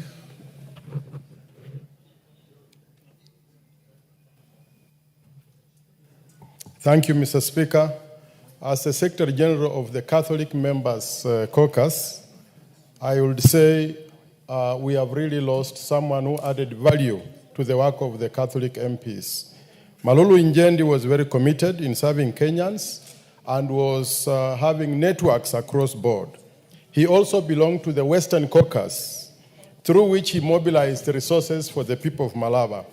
Mr. Speaker, on behalf of the people of Tongaren and the Ford Kenya Party, I want to say pole to the families and may their souls rest in peace. Kericho. Kericho Women Rep. Okay, thank you, Honorable Speaker. I want to join the members of Parliament to pass message of condolence to the families of our honorable members, Honorable Senator Cheptumo and Honorable Moses Malulu. Honorable Speaker, we have actually lost great legislators, great professionals, great leaders. Honorable Cheptumo being a senator, and from our region, he was a very humble person. He gave great and wise counsel to us, and this is a great loss. I pray that the family will be actually comforted. Honorable Malulu, Honorable Speaker, supported the sugarcane farmers. And coming from a region where we have sugarcane, I know we have lost him, but I believe great improvement in the sugar industry, he was part of it, Honorable Speaker. Aseka. Thank you, Speaker. I also join my colleagues in eulogizing our departed colleagues. Mr. Speaker, Honorable Malulu Injendi, Member of Parliament for Malava, will be remembered as a champion of education in his constituency. He has really supported vulnerable students to access basic education. He has put up infrastructure in schools. He has been a champion of our regional unity, and he has been also a champion of sugarcane farmers. On my behalf, of that family, of my family, and of the great people of Quisero, Honorable Speaker, we condone and wish the family well as they mourn this departed hero. Thank you, sir. Speaker. The very last, Naomi Wako. Thank you, Honorable Speaker. I stand to add my voice to the condolences that our colleagues have already given. And Honorable Speaker, it is a very sad week, and I'm sure the families are very much affected, both the family of Honorable Injendi and Cheptumo. Honorable Speaker, I have known both of them from the 12th Parliament, and all of them are very dedicated, passionate leaders, great legislators, and people who have always been visionary enough to lead their people. And it is a sad moment for us, and especially the UDA fraternity. And Our prayer is with them, and it is my prayer that the Lord will comfort the loved ones and the entire Parliament together with our leadership. Thank you. May their soul rest in peace. Thank you, members. We'll end up there. For those who have not been able to get a chance, enjoying yourselves with your colleagues who have had an opportunity and the statement made by your speaker. And there will be opportunities still to go to church when their services are being held. We are advised that the Honorable Senator Cheptumo will be laid to rest in Baringo on the 1st of March, and the Honorable Malulu Injendi in Malava on the 4th of March. And I'm sure there will be requiem masses here in Nairobi where we'll have an opportunity. Many of you will also visit the families at their various residences. We condole with the families, as we have said.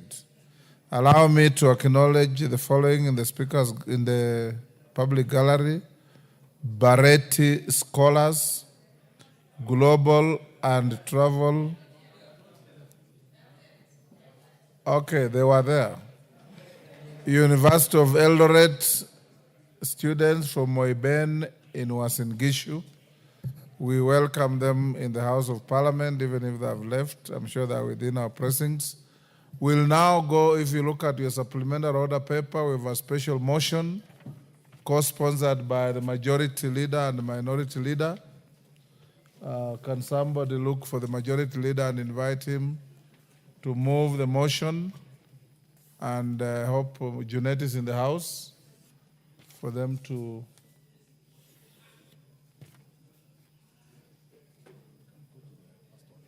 Yeah.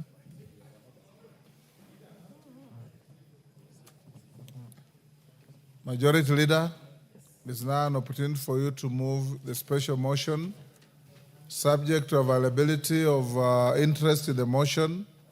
I want to allocate it 2 hours. So we'll finish it at 6:22, 6:30. Call it out. Order number 8, the County Government's Additional Allocations Bill, National Assembly Bill number 2 of 2025, first reading. A bill for an act of Parliament to provide for the additional allocations to county governments for the 2024-2025 financial year, the responsibilities of national government and county governments pursuant to such allocation, and for connected purposes. Order number 9, exceptional motion, recording the thanks of the House on Kenya's attempt at the position of the chairperson of the African Union Commission, AUC. Majority Leader. Thank you, Honorable Speaker. Honorable Speaker, I beg to move this motion on recording the thanks of the House on Kenya's attempt at the position of the chairperson of the African Union Commission. This is a co-sponsored motion, Honorable Speaker, by myself and the Leader of Minority.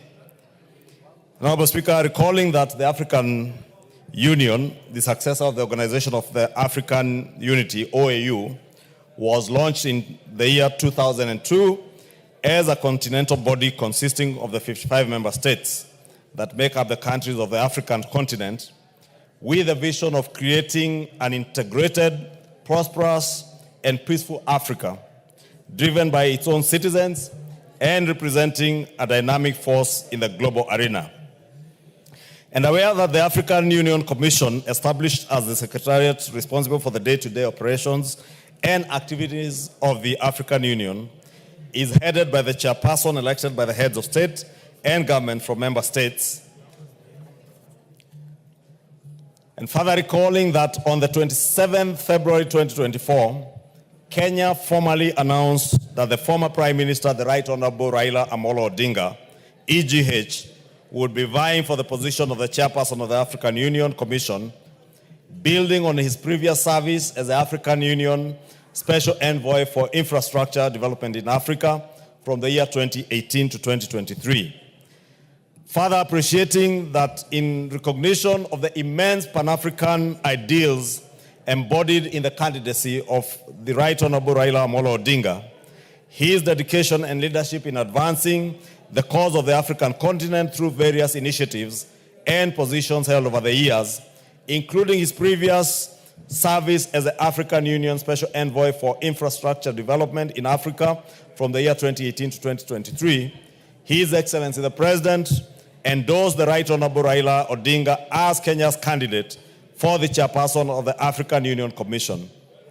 Noting that the Right Honorable Raila Odinga's candidacy for the position of the chairperson of the African Union Commission was not only his personal ambition, but also as a symbol of Kenya's deep commitment to the goals of the African Union and its desire to actively participate in shaping the continent's future. Commending the government of Kenya, led by His Excellency the President William Ruto, for the Pan-African campaign in support of the Right Honorable Raila Odinga, reinforced by Kenya's commitment to regional and continental integration and cooperation and guided by Kenya's foreign policy.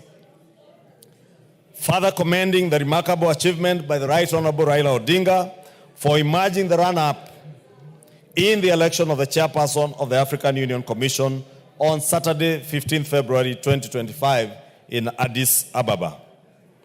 Recognizing the need to sustain Kenya's growing prominence on the continental stage and advocacy for a more united, prosperous, and self-reliant Africa in resonance with the aspirations of millions of Africans across the continent who seek to see the continent empowered to chart its own course in the global arena.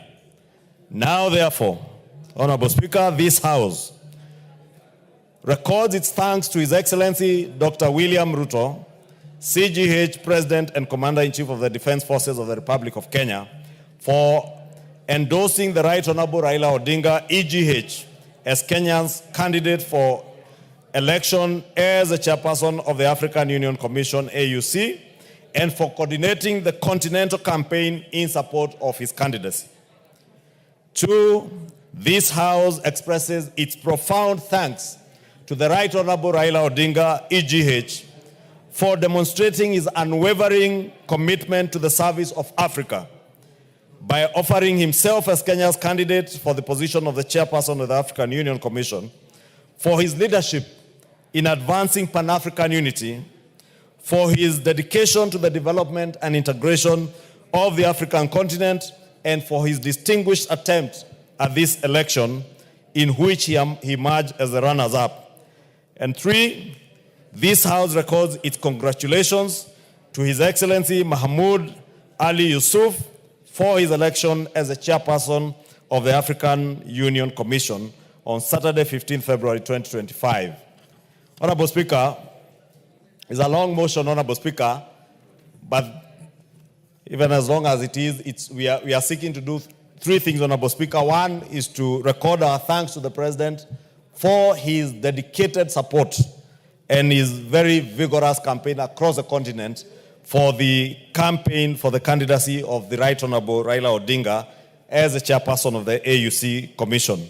Two is to congratulate and express our thanks as a House and on behalf of the Kenyan people to His Excellency the Right Honorable Raila Odinga, EGH, for demonstrating that unwavering commitment to the service of the African continent. Honorable Speaker, we cannot say it enough that the dedication with which we saw the Right Honorable Prime Minister and His Excellency the President William Ruto work together throughout the campaign, and not failing to mention our dedicated foreign mission officers at the Ministry of Foreign Affairs, led by the Principal Secretary, Sing'oei Korir, and His Excellency, the Prime Cabinet Secretary, Musalia Mudavadi, who dedicated immense time and resources across the continent in campaigning for the candidacy of the Right Honorable Raila Odinga. Honorable Speaker, the Right Honorable Prime Minister Raila Odinga needs no introduction to anybody in the continent. He is a man whose ideals as a Pan-Africanist need no introduction to anybody in the continent. And indeed, we must take this opportunity also to thank the many nations across the continent that stood not just with the nation and the Republic of Kenya in this campaign, but also with the Right Honorable Raila Odinga, the Pan-Africanist par excellence, in the campaigns and the election in Addis Ababa over the weekend. Honorable Speaker, let me also take this opportunity as we congratulate the winner of this election, Honorable Mahmoud Ali Yusuf, who is also a good African from our neighboring country in Djibouti. As we congratulate him, Honorable Speaker, I cannot fail to note with immense gratitude again to Prime Minister Raila Odinga that as much as he was leading all through, especially the first, second, and almost the third vote, even at a time when he was leading, when he got to the sixth vote, Honorable Speaker, after the sixth vote, he opted in the spirit of Pan-Africanism not to take that assembly through another round of campaigning and elections. Because the Right Honorable Raila Odinga had the choice to fight on. And because there were many people who were supporting him, then our brother Mohamed Yusuf probably would not have gotten the 2/3. But the former Prime Minister opted, instead of taking Africa through the rigors of waiting for another few months to get into another campaigning season, he opted to allow the assembly to go ahead and vote and see if the person who was leading then in that round could achieve the 2/3 that was required for the chairperson seat. And that is how Ali Yusuf Mohammed was elected as the chairperson of AUC. Therefore, I want to congratulate the Right Honorable Prime Minister for that commitment, for his dedication, for that spirit of Pan-Africanism, for knowing that Africa and our unity as a continent is paramount, and putting Africa and Pan-Africanism ahead of his own personal interests, and putting the interests of the continent and the unity of the continent ahead of his interests, Honorable Speaker. And it is commendable. That is the spirit in every competition, that there will be a winner, there will be a loser. Raila Odinga did not leave Addis Ababa as a loser. He left Addis Ababa as a winner who has exemplified his leadership in the African continent and in the world. And Honorable Speaker, we commend him. We note our thanks as a House and on behalf of the Kenyan people to the Right Honorable Prime Minister for that commitment to the African nation. And I want to encourage him to continue serving not just Kenya, but the African continent and the world with the same commitment and dedication that he has shown over the years, Honorable Speaker. The Right Honorable Prime Minister, Honorable Speaker, you know, is not just a Kenyan leader, is a continental leader. As we have said in this motion, he has served in continental bodies. And I know in the future he could even serve in world bodies, Honorable Speaker, because the world needs his experience, the world needs his ideals and his leadership in many aspects, as we do need them in this country, Honorable Speaker, as he continues to serve us and the world. And we wish him well. We wish the Honorable Mohamed Yusuf well in his service. Let him understand that we are all in a competitive election, and the people of Kenya remain committed to the ideals of the African Union and to the integration of the African continent as one united continent. Even with the regional blocks, Honorable Speaker, SADC, EAC, COMESA, all these regional bodies, Honorable Speaker, seek to integrate. And as we've said with the EAC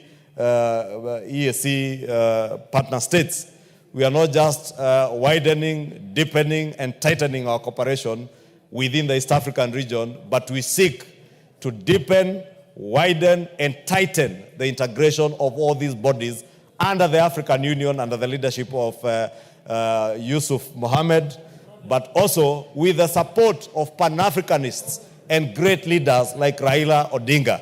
And of course, the able leadership of President William Ruto, who is the chairperson of the EAC, East African Community, Honorable Speaker, and has a role in the reform agenda of the African Union. And we look forward to working together with Prime Minister Raila Odinga, the chairperson Mohamed Yusuf, and President William Ruto as we seek to reform the African Union.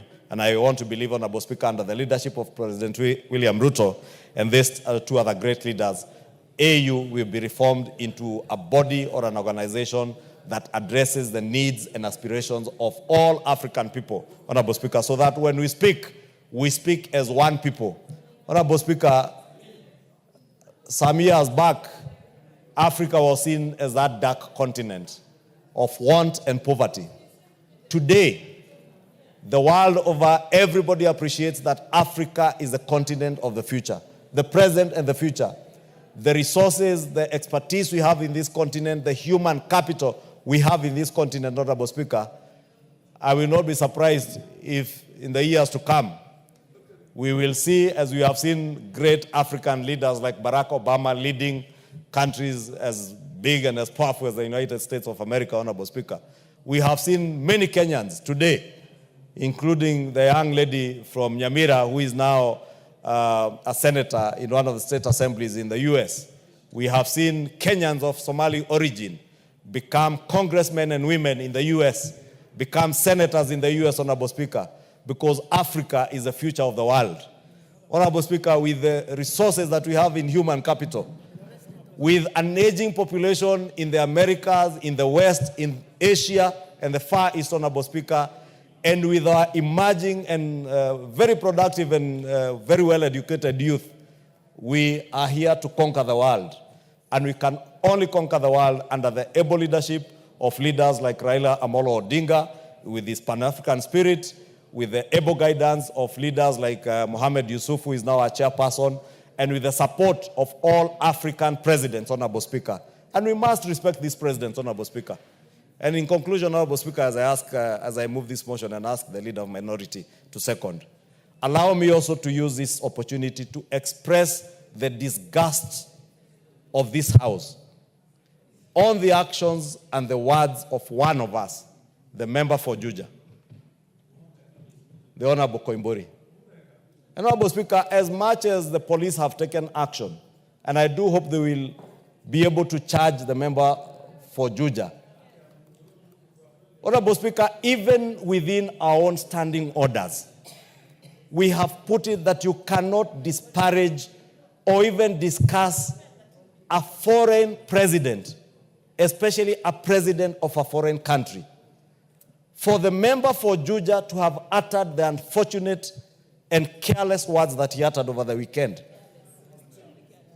And shamelessly, Honorable Speaker, in a church, on a pulpit, saying that other African leaders were being bribed, Honorable Speaker.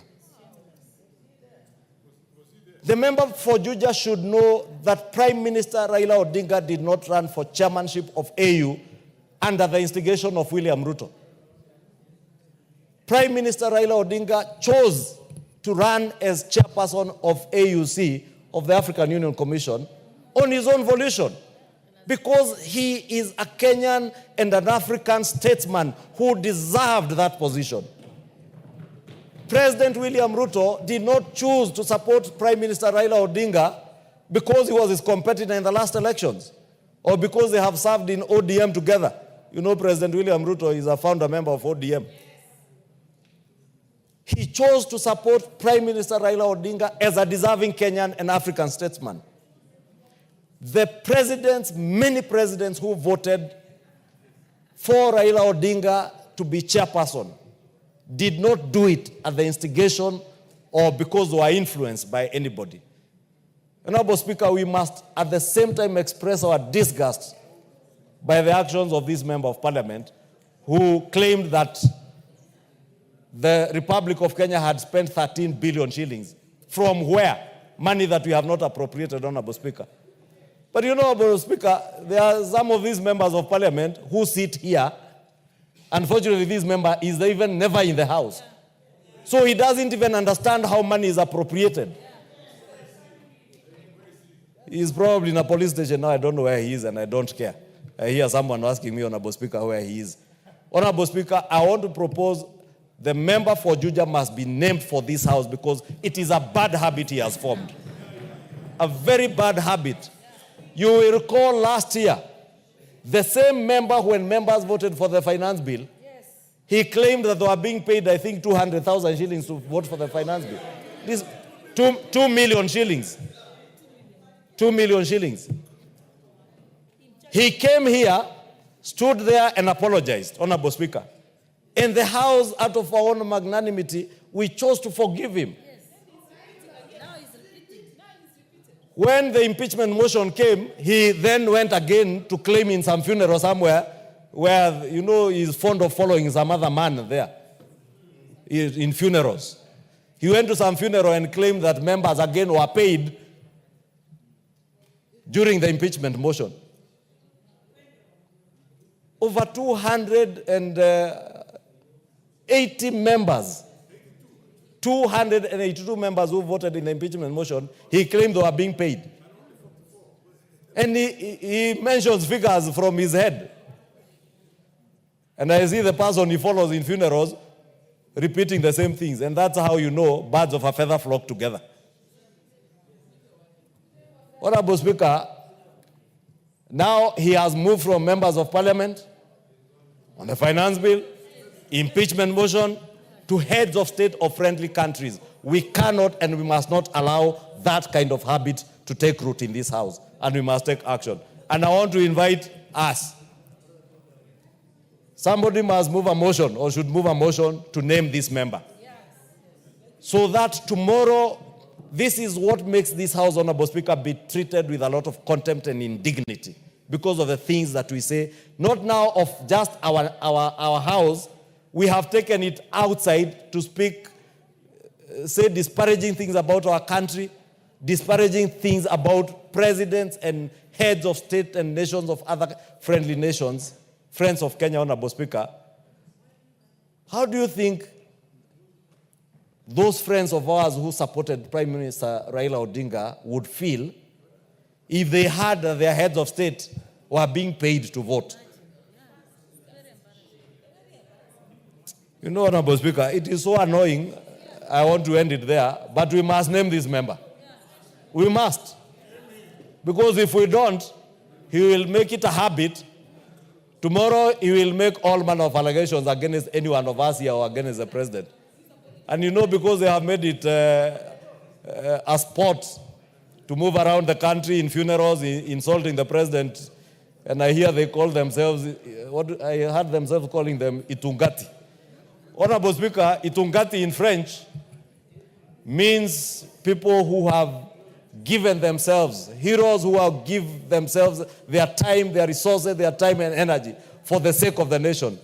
But if you find yourself following a man in funerals and wherever you follow that man and calling yourself Itungati, you are not a Itungati, you are a slave to a man.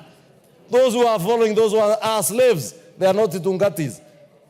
And lost slaves who are now disparaging heads of nations of Africa. Shame on them, Honorable Speaker. I beg to move and request the leader of minority, the Honorable Junaid Mohammed, my good friend, to second this motion to appreciate the government of Kenya, His Excellency the President, His Excellency former Prime Minister Raila Odinga, and His Excellency Mahmoud Ali Yusuf. Junaid. Mr. Speaker, I stand to second the motion that has been moved by the leader, Majority Leader, Honorable Kimani Ichung'wah. Mr. Speaker, first and foremost, I want to take this opportunity to thank His Excellency, the President of the Republic of Kenya, Honorable William Samoei Ruto, for his efforts and for his immense contribution towards the campaign of our Kenyan candidate in the African Union Commission chairmanship contest, Mr. Speaker. Mr. Speaker, the President of this country and his government has done everything possible to campaign, to lobby, and to do everything possible to make sure that we win in this contest, Mr. Speaker. Mr. Speaker, it was not a secret that the President visited African capitals and met presidents to lobby and campaign for our Kenyan candidate, Mr. Speaker. And at the same time also received presidents in this country, Mr. Speaker, to talk to them and tell them that we have the best candidate in the contest. Mr. Speaker, we will not forget that. As a party, ODM party, as people, Mr. Speaker, we will remind everyone who wants to forget that the president campaigned and lobbied for our candidate, Mr. Speaker.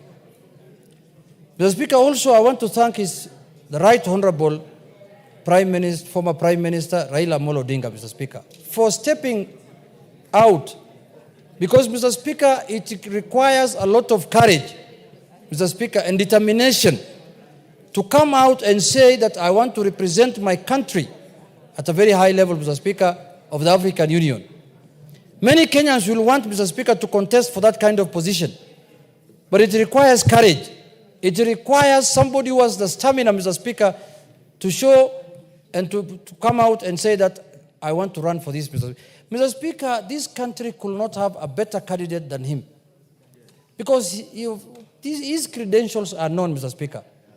And he has served the African Union, Mr. Speaker, at the level of High Representative on Infrastructure, Mr. Speaker, before, for a period of, I think, 3 years. And he had performed exemplarily very well. And he had done a good job. And, Mr. Speaker, he had all the credentials as a Pan-Africanist to contest for that high office, Mr. Speaker. Mr. Speaker, in an election contest, there must be a winner and there must be a loser. And you can also go on a draw. Mr. Speaker, it is not easy to raise the confidence of over 20 presidents of a country, Mr. Speaker. You have seen the first round, he got 22 votes. Those are 22 countries that have faith and confidence in the candidature of Honorable Raila Odinga, Mr. Speaker. Many of us, if we were to contest, we might not even get 2 presidents or 3, Mr. Speaker, or even one vote of a president, Mr. Speaker. But he could manage to raise those numbers because he's a Pan-Africanist, he's known in this continent, and he has done and participated in many things affecting this country, Mr. Speaker, in solving them. Mr. Speaker, the election went as it went. Even when he was going for the election, his last speech at Bomas of Kenya, in a conference that was held by the ODM party, he said he'll be very happy if he wins, and in the event he loses, he has a home to come back to. And life continues as usual, and he will do his things, his business, and other things that he normally does. But, Mr. Speaker, what has shocked me as a Kenyan, Mr. Speaker, and up to now I am still in shock, is not the loss that we had in Addis Ababa. Mr. Speaker, what has shocked me is that the celebration that happened in some parts of our country after we lost that election, Mr. Speaker. This was not a Kenyan contest, Mr. Speaker. Some of the people who are celebrating are keeping now busy the majority leader here. Can they sit down so that they can hear what I'm saying, Mr. Speaker? Mr. Speaker. Order, Wamawa and... These are some of the people who are celebrating. She celebrated, but that is fine, because in a contest you can... Order, Wamawa, you cannot cross the aisle like that. Mr. Speaker... It's immaterial what she wants to do. Mr. Speaker, go on. Kenyans knew very well that this is not an election that is going to happen within the country. It's not an election that is normally announced at Bomas of Kenya. This was an election that was happening at the African Union. And some of the Kenyans became so unpatriotic and supporting a candidate against Kenya, Mr. Speaker. And even campaigning for him openly in the social media, in all kind of sphere, Mr. Speaker. Mr. Speaker, I cannot be so unpatriotic.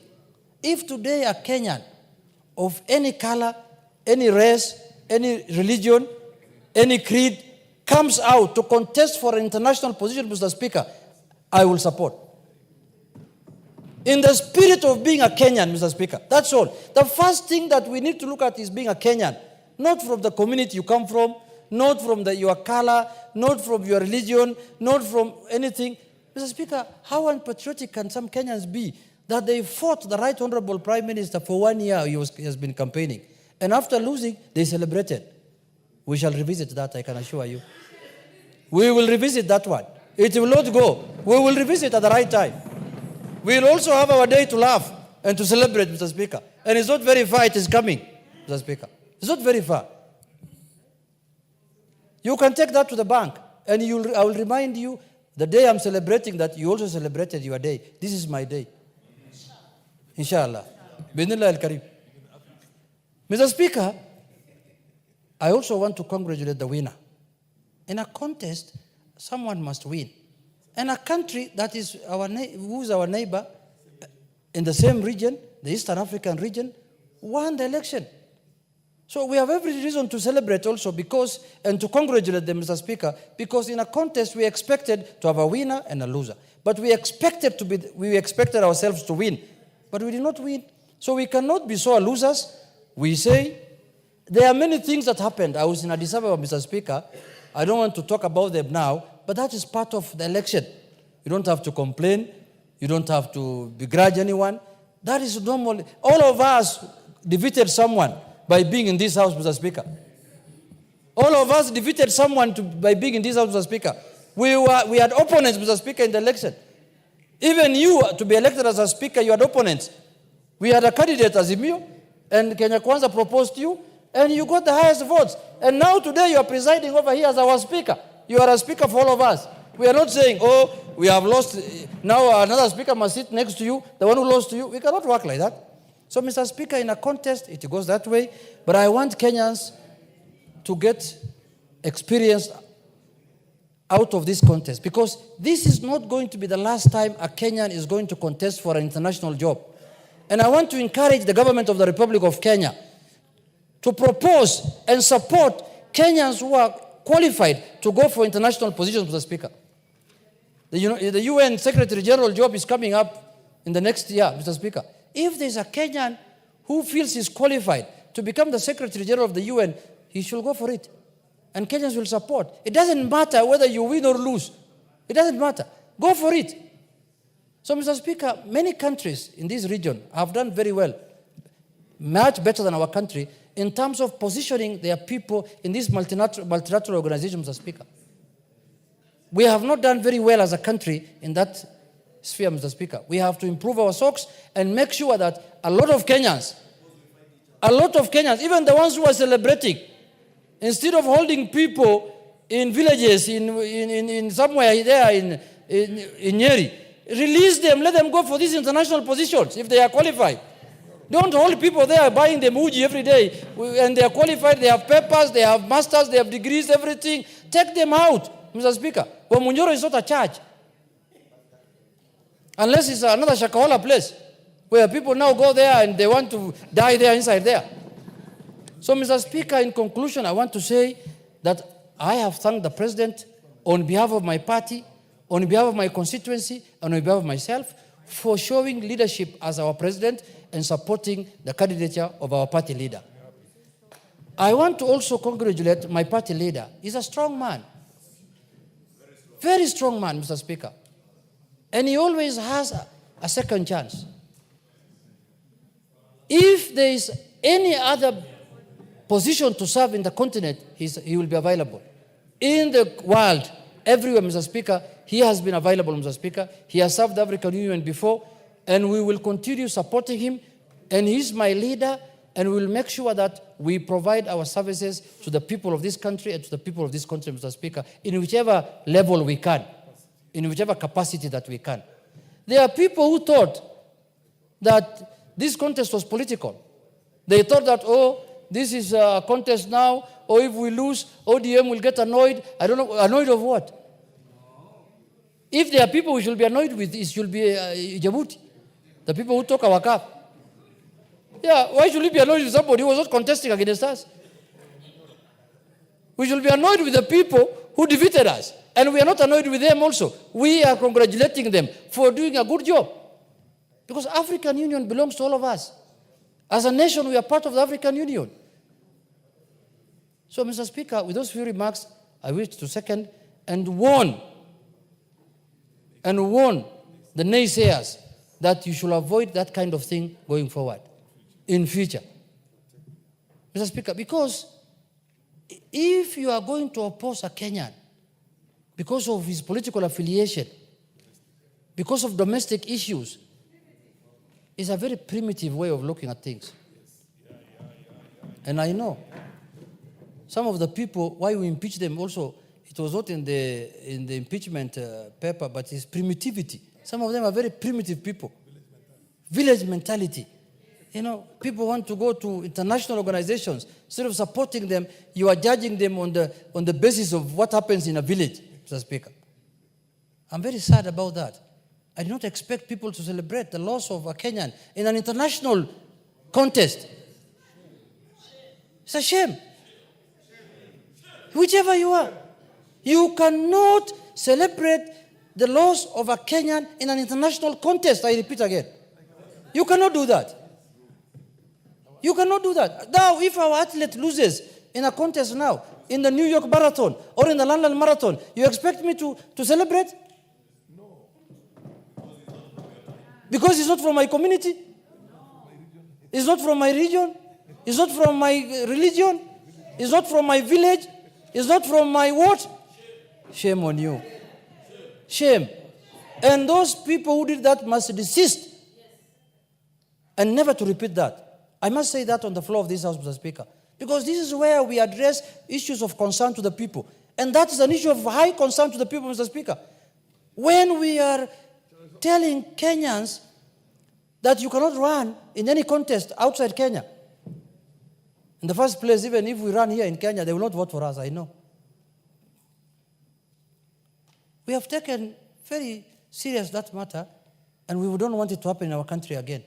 We want to support our people. We want to support our Kenyans wherever they are. That is why we impeach certain people, because they were telling us we are not shareholders of this country. That's what they told us. We have not forgotten. They told us that you are not shareholders in this country. I don't know when the shareholding certificate was issued in this country. At independence, everyone was there. You should call for annual general meeting so that we know which shares we have. So you get impeached on that kind of nonsense and you continue celebrating again the loss of a Kenyan in an international contest. We will stand firm. We will hold our head high. We have not lost anything. We have, in the contrary, we have gained because we have registered the name of Kenya in the international arena, Mr. Speaker. With those few remarks, Mr. Speaker, I thank you. And I urge all members to support and to register their thanks, especially to the President and to the former Prime Minister who put his line or his head on the line, Mr. Speaker, for Kenyans. Thank you very much. Thank you. Honourable members, I'll now propose the question, which is that recalling that the African Union, the successor of the Organization of African Unity, or AU, was launched in 2002 as a continental body consisting of the 55 member states that make up the countries of the African continent with a vision of creating an integral, prosperous, and peaceful Africa, driven by its own citizens and representing a dynamic force in the global arena, aware that the African Union Commission, AUC, established as the secretariat responsible for the day-to-day operations and activities of the AU, is headed by the chairperson elected by heads of state and governments from member states. Recalling that on 27th February 2024, Kenya formally announced that the former Prime Minister, Right Honorable Raila Odinga, EGH, will be vying for the position of chairperson of the African Union Commission, AUC, building on his previous service as the African Union Special Envoy for Infrastructure Development in Africa from 2018 to 2023, appreciating that in recognition of the immense Pan-African ideals embodied in the candidacy of the Right Honorable Raila Odinga, his dedication and leadership in advancing the cause of the African continent through various initiatives and positions held over the years, including his previous service as the African Union Special Envoy for Infrastructure Development in Africa from 2018 to 2023, His Excellency the President endorsed the Right Honorable Raila Odinga as Kenya's candidate for the chairperson of the African Union Commission, noting that the Right Honorable Raila Odinga's candidacy for the position of chairperson of the African Union Commission was not only his personal ambition, but also a symbol of Kenya's deep commitment to the goals of the African Union and its desire to actively participate in shaping the continent's future. Commending the government of Kenya, led by His Excellency the President, for the Pan-African campaign in support of the Right Honorable Raila Odinga, reinforced by Kenya's commitment to regional and continental integration and cooperation and guided by Kenya's foreign policy. Further commending the remarkable achievement by the Right Honorable Raila Odinga for emerging the run-up in the election of the chairperson of the African Union Commission on Saturday, 15th February 2025, recognizing the need to sustain Kenya's growing prominence on the continental stage and advocacy for a more united, prosperous, and self-reliant Africa in resonance with the aspirations of millions of Africans who seek to see the continent empowered to chart its own course in the global arena. Now, therefore, this House records its thanks to His Excellency Dr. William Ruto, CGH, President and Commander-in-Chief of the Defense Forces of the Republic of Kenya, for endorsing the Right Honorable Raila Odinga, EGH, as Kenya's candidate for the election as the chairperson of the African Union Commission, AUC, and for coordinating the continental campaign in support of his candidacy. 2, expresses his profound thanks to the Right Honorable Raila Odinga, EGH, for demonstrating his unwavering commitment to the service of Africa by offering himself as Kenya's candidate for the position of the chairperson of the African Union Commission, for his leadership in advancing Pan-African unity, for his dedication to the development and integration of the African continent, and for his distinguished attempt to the election in which he emerged as the runner-up. And 3, records his congratulations to His Excellency Mahmoud Ali Yusuf on his election as the chairperson of the African Union Commission on Saturday, 15th February 2025. Jared Okello. Honorable Speaker, from the outset, let me thank you for the opportunity and also bring to the attention of the House, Honorable Speaker, that in the course of that election, I was nominated to be the chief agent in the closed auditorium, Honorable Speaker. And as the chief agent, Honorable Speaker, in a very controlled, heavily guarded compound, controlled numbers of people getting in and out, I was privileged to sit with our President, Dr. William Samoei Ruto, alongside a few members representing the Republic of Kenya during that election, Honorable Speaker. Honorable Speaker, I want to specifically thank the President of this country, Honorable Speaker. It is seldom that a person whom you have subjected yourself to a very fierce contest would come back to lift your hands and put you, or try to put you into a position that you are garnering for, Honorable Speaker. The President of the Republic of Kenya went beyond the call of duty, even launching the candidature of Right Honorable Raila Amolo Odinga in State House in the Republic of Kenya, notwithstanding the fact that in 2022, they were fierce challengers, Honorable Speaker. And therefore, history will judge Dr. William Samoei Ruto very positively going into the future. And I come from a community, Honorable Speaker, that will never forget those who do good to it. Perhaps the only community, Honorable Speaker, and I'm very proud to be hailing from that community, Honorable Speaker. As is the norm, many a times there is victory in defeat. And we left Addis Ababa together with Baba, with our heads high. And now the President, together with the Right Honorable Prime Minister, can embark on their duty of uniting this country. There is more work to be done here than there could have been work to be done in Addis Ababa. And therefore, I join my brother, Honorable Junet, by saying that those who think this was a defeat against Baba are in for a rude shock, Honorable Speaker. The mission to unite this country, regardless of where one comes from, is a journey that we can never drop. And therefore, as Baba comes back to join hands with his brother, the President, those who celebrated much early will be shocked as we go into the future, Honorable Speaker. And Baba is going to give us more direction as to where we will go, both as a community and as the Republic of Kenya. In the auditorium, Honorable Speaker, there could be factors that played out, some of which we will not delve into, Honorable Speaker. But in that auditorium, if I counted correctly, there were less than 10 presidents who had stayed behind for that election. However, they were represented by their various ministers in charge of foreign affairs, Honorable Speaker.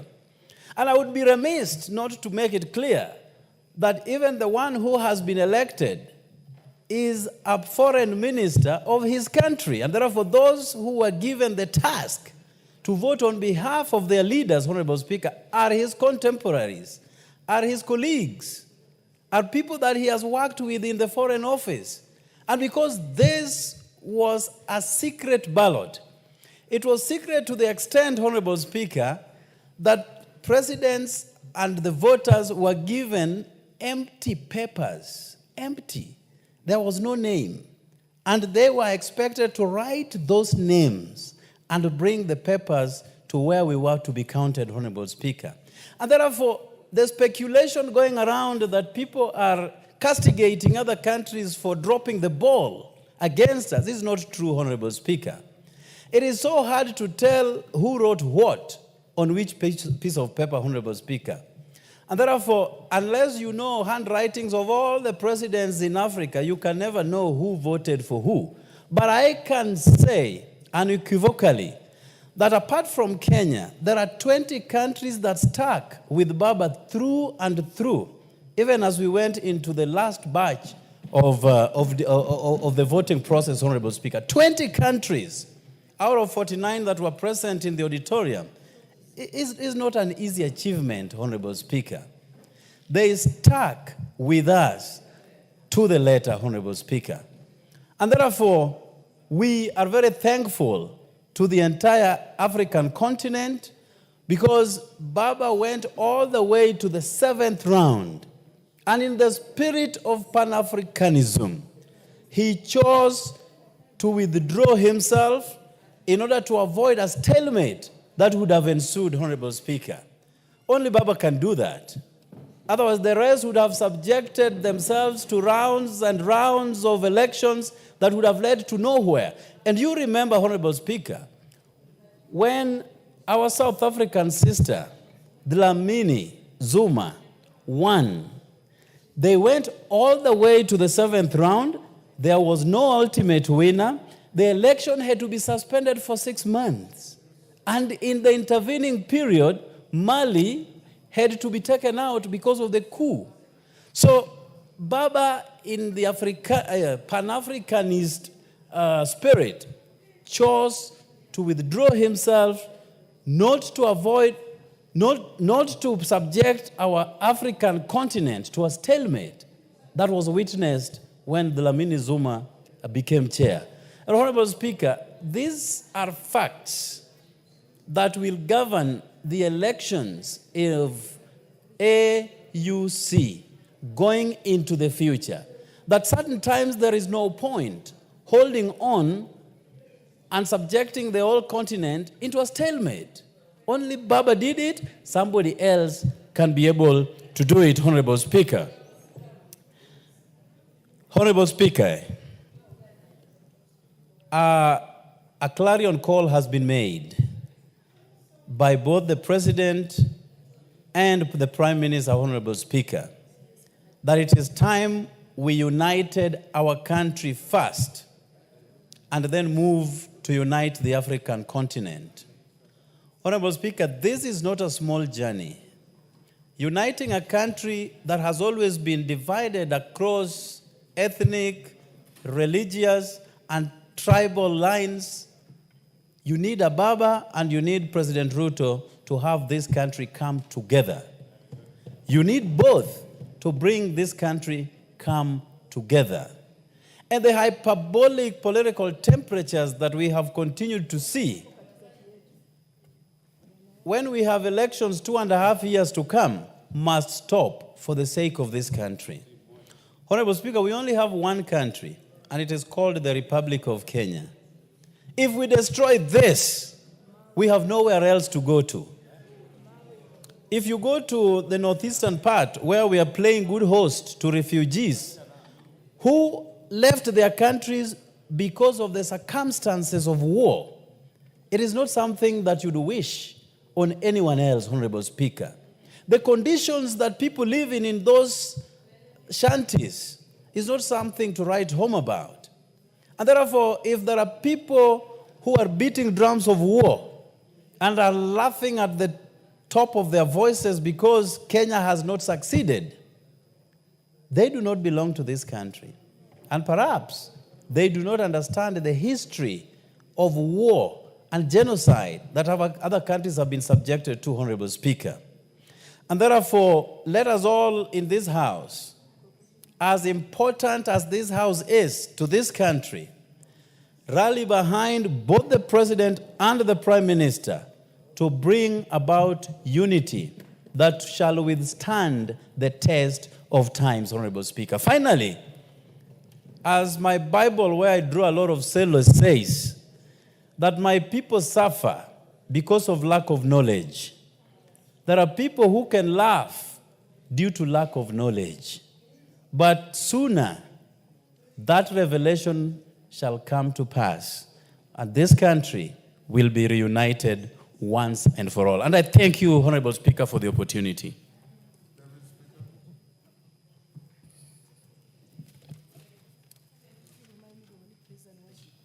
Thank you, Honorable Speaker, for giving me this opportunity.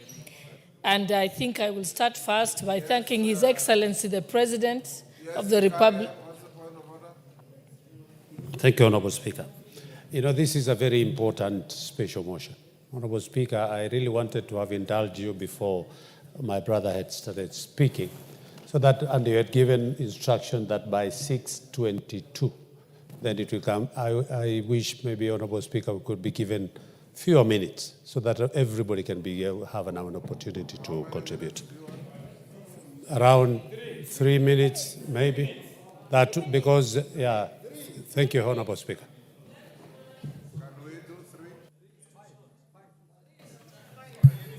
Three or five? 3, 5. Let's do 5. We see how well we do.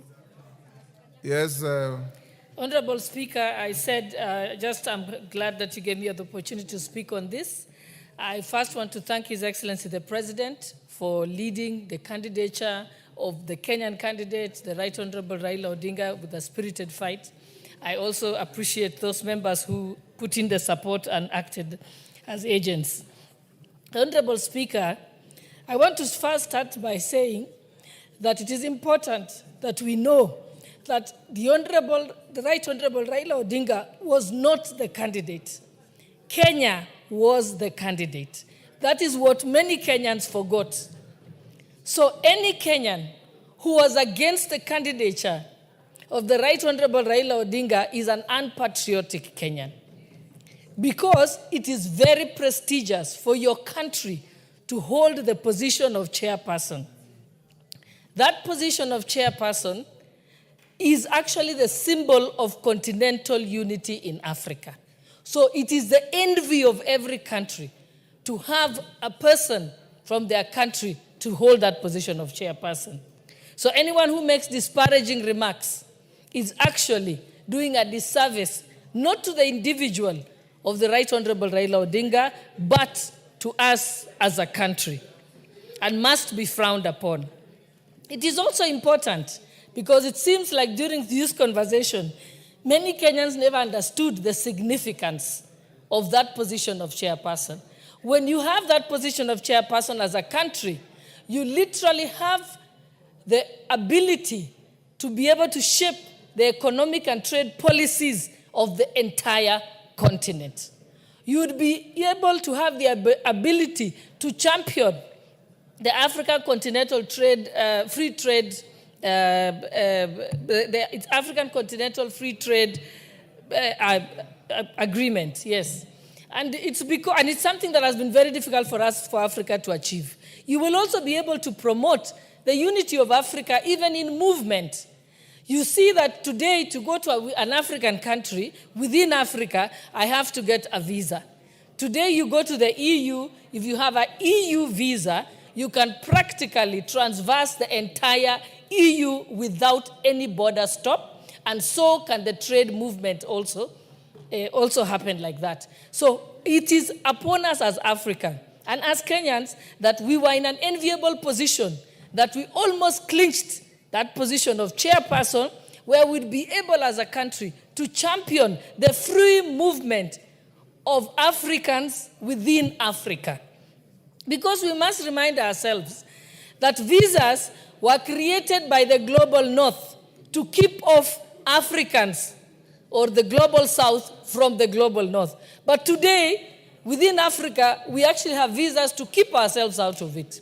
We must continue to say that as Kenya, as a country, we pledge that we shall continue to try and promote ourselves to get that position of chairperson of the African Union. And not just that position. There are many other positions that are available in the UN and other international bodies where Kenya can showcase itself. So I call upon all Kenyans that when these positions do arise and we have a Kenyan candidate, that candidate is not an individual candidate but a national candidate. And it's upon us to support them throughout and be able to ensure that the country gets that particular seat. I saw the joy of Germany when van der Leyen became president of the European Commission.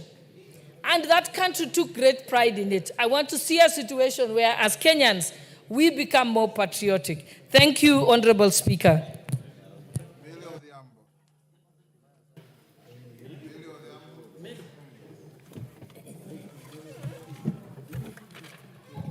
Thank you, Mr. Speaker. Mr. Speaker, let me take this opportunity to congratulate Baba, Honorable Raila Amolo Odinga, for the good work that he did at the African Union. Mr. Speaker, I've just finished reading a book called Ikigai that talks about the Japanese secret to a long life. Mr. Speaker, one of the things that they talk about that contributes to a long life is never retiring. And Mr. Speaker, I'm never retiring. And that you never retire when you have discovered your Ikigai, which is your purpose for living. Very few people in life discover their purpose in life. One of them is Honorable Raila Amolo Odinga. And his purpose in life is service to humanity. It doesn't matter how much people want to pour in dirt on him. Younger generations who do not know what he has done over the years, you can never take away his Ikigai. And I would want to encourage those who are busy talking a lot of nonsense around him, find your own purpose in life and live it fully and never retire. Because when you find your purpose in life, Mr. Speaker, you are always happy regardless of circumstances. So that's why even whether he wins or loses, it doesn't matter. Mr. Speaker, there are many of us at 20 years or 30 or 40, 50 who will not be brave enough to go for such a position. Can you imagine a person who at 80 years is willing to dare out and go for such a position? Whether he wins or not does not matter. It is inspirational enough that at that age he's gone out there. But I want to also congratulate and thank His Excellency President William Ruto for the work that he has done for Honorable Raila Amolo Odinga in this regard, Mr. Speaker. Mr. Speaker, when we went there, I went very cautiously optimistic, not because I had less faith in the capabilities of Honorable Raila Odinga, but as a person who has worked in the Pan-African region with the Pan-African Parliament and other fora, Mr. Speaker, I understand the geopolitics very well, the issues of regional blocks, language blocks, amongst other issues, Mr. Speaker. And sometimes they come into play, including prevailing circumstances in the region. They sometimes come into play. Mr. Speaker, the other issues, including the fact that Honorable Raila Odinga was a towering figure that some people may have found a bit intimidating. His strength, as I've seen one writer say, may have been his weakness because some people can't deal with strong characters. Mr. Speaker, it is also an opportunity for the AU to introspect. Mr. Speaker, Madam Speaker, sorry, I see you have changed. Madam Speaker, it's an opportunity for the AU to introspect because the issues of equity keep coming up and barriers based on language, religion, or other factors always keep coming up. The way they've tried to solve it in Pan-African Parliament is the way they need to solve it also at that level.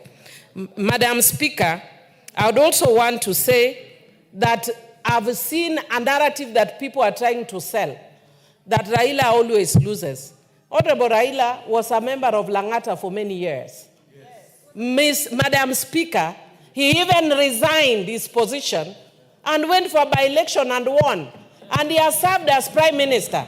And the one who is saying Raila would never will never win anything, has never even won a village elder position, and will never win a village elder position.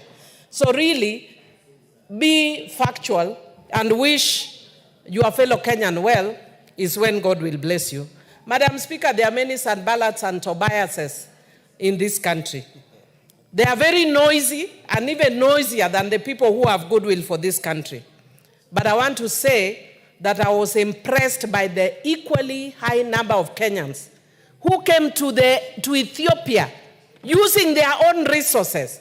People came in buses, in bicycles, by air, and by all means, and they were all tribes, Madam Speaker. My time is up. I want to also thank them and say God works in mysterious ways. What you thought was going to work for ill has actually worked for good. We were fighting last week. We are now sitting calmly as a minority, Madam Speaker.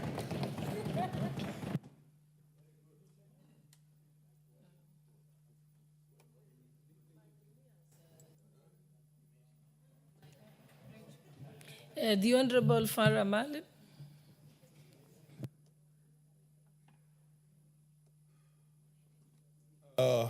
Madam Speaker, I also want to join my colleagues in congratulating, Madam Speaker, in congratulating our head of state, His Excellency William Samoei Ruto, and also congratulating the Right Honorable Raila Odinga. Mr. Speaker, Madam Speaker, I've had the fortune and the experience of having worked with Raila for over 30 years. And the one thing that, regardless of whether you like him or you don't like him, that you must admit is the energy he has and the passion he has for transformational politics. I also happen to know, as also one of the founder members initially of ODM, our president, William Samoei Ruto, because I campaigned with him in the 2007 elections when we were in the same party. And he has a lot of energy, a lot of passion, a lot of wisdom, and a lot of good intention for this country. I haven't had the opportunity of meeting the president's late father, but I've had the opportunity of working with the President, with Right Honorable Raila Odinga's late father. And we worked together in this parliament. And up until the last time when he breathed his last breath, he was working with us in parliament here like any other young man. With that advanced age, he would still discuss with us matters that were current in our political sphere, including the bills, including all the committees in the House here, because we happen to have been from the same party. Madam Speaker, it's a pity that we see ourselves as hyphenated Kenyans, and we demonize hard work. We demonize wisdom. We demonize aspirations and ambitions and achievements by looking at it where that person comes from. And I know that because we suffer the same things. As a community, when we work very hard, the stuff that goes out is that the Somalis, they're taking over the country. They're doing very well. This is one thing that should have made every Kenyan proud, that other Kenyans are doing very well in terms of development, in terms of entrepreneurship, in terms of athletics, in terms of academia, everything. Madam Speaker, I want to tell our country, I host a nation, or rather a constituency, which houses in excess of 450,000 refugees. And those people are from the same tribe, the same ethnicity, the same religion, the same looks, the same denomination within Islam. They are all, we have got 4 denominations within the Sunni Muslim, but then they are Shafi'is. And still, when you have a failed state, the amount of mayhem, the amount of destruction, and the amount of suffering is unimaginable and incalculable. I want to warn my Kenyan brothers and sisters, starting with members of parliament. Let's not divide our country. Let's not divide our country. Look at the Congo DRC in the period of time since Mobutu Sese Seko was overthrown. They've lost about 6 million lives. And there is no light at the end of the tunnel. Madam Speaker, I would beg you to give me 2 more minutes if you can. Madam Speaker, we are 44 nations in this country here, with 44 different languages, with different looks, with different regions. If I've seen Somalia, I've traveled from one end of that country to the other end.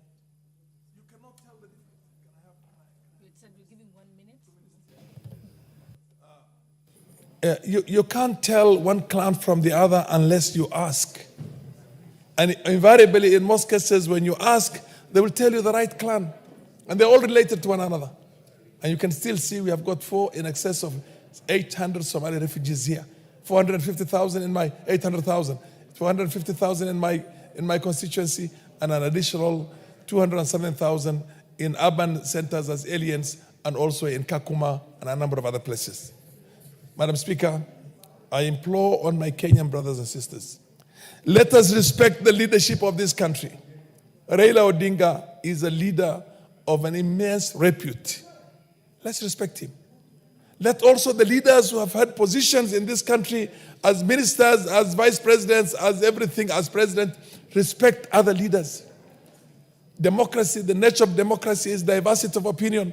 The fact that somebody does not agree with your political opinions does not necessarily mean that you have to demonize that person.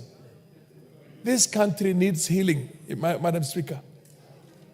The other option is that we don't want to turn it into a DRC.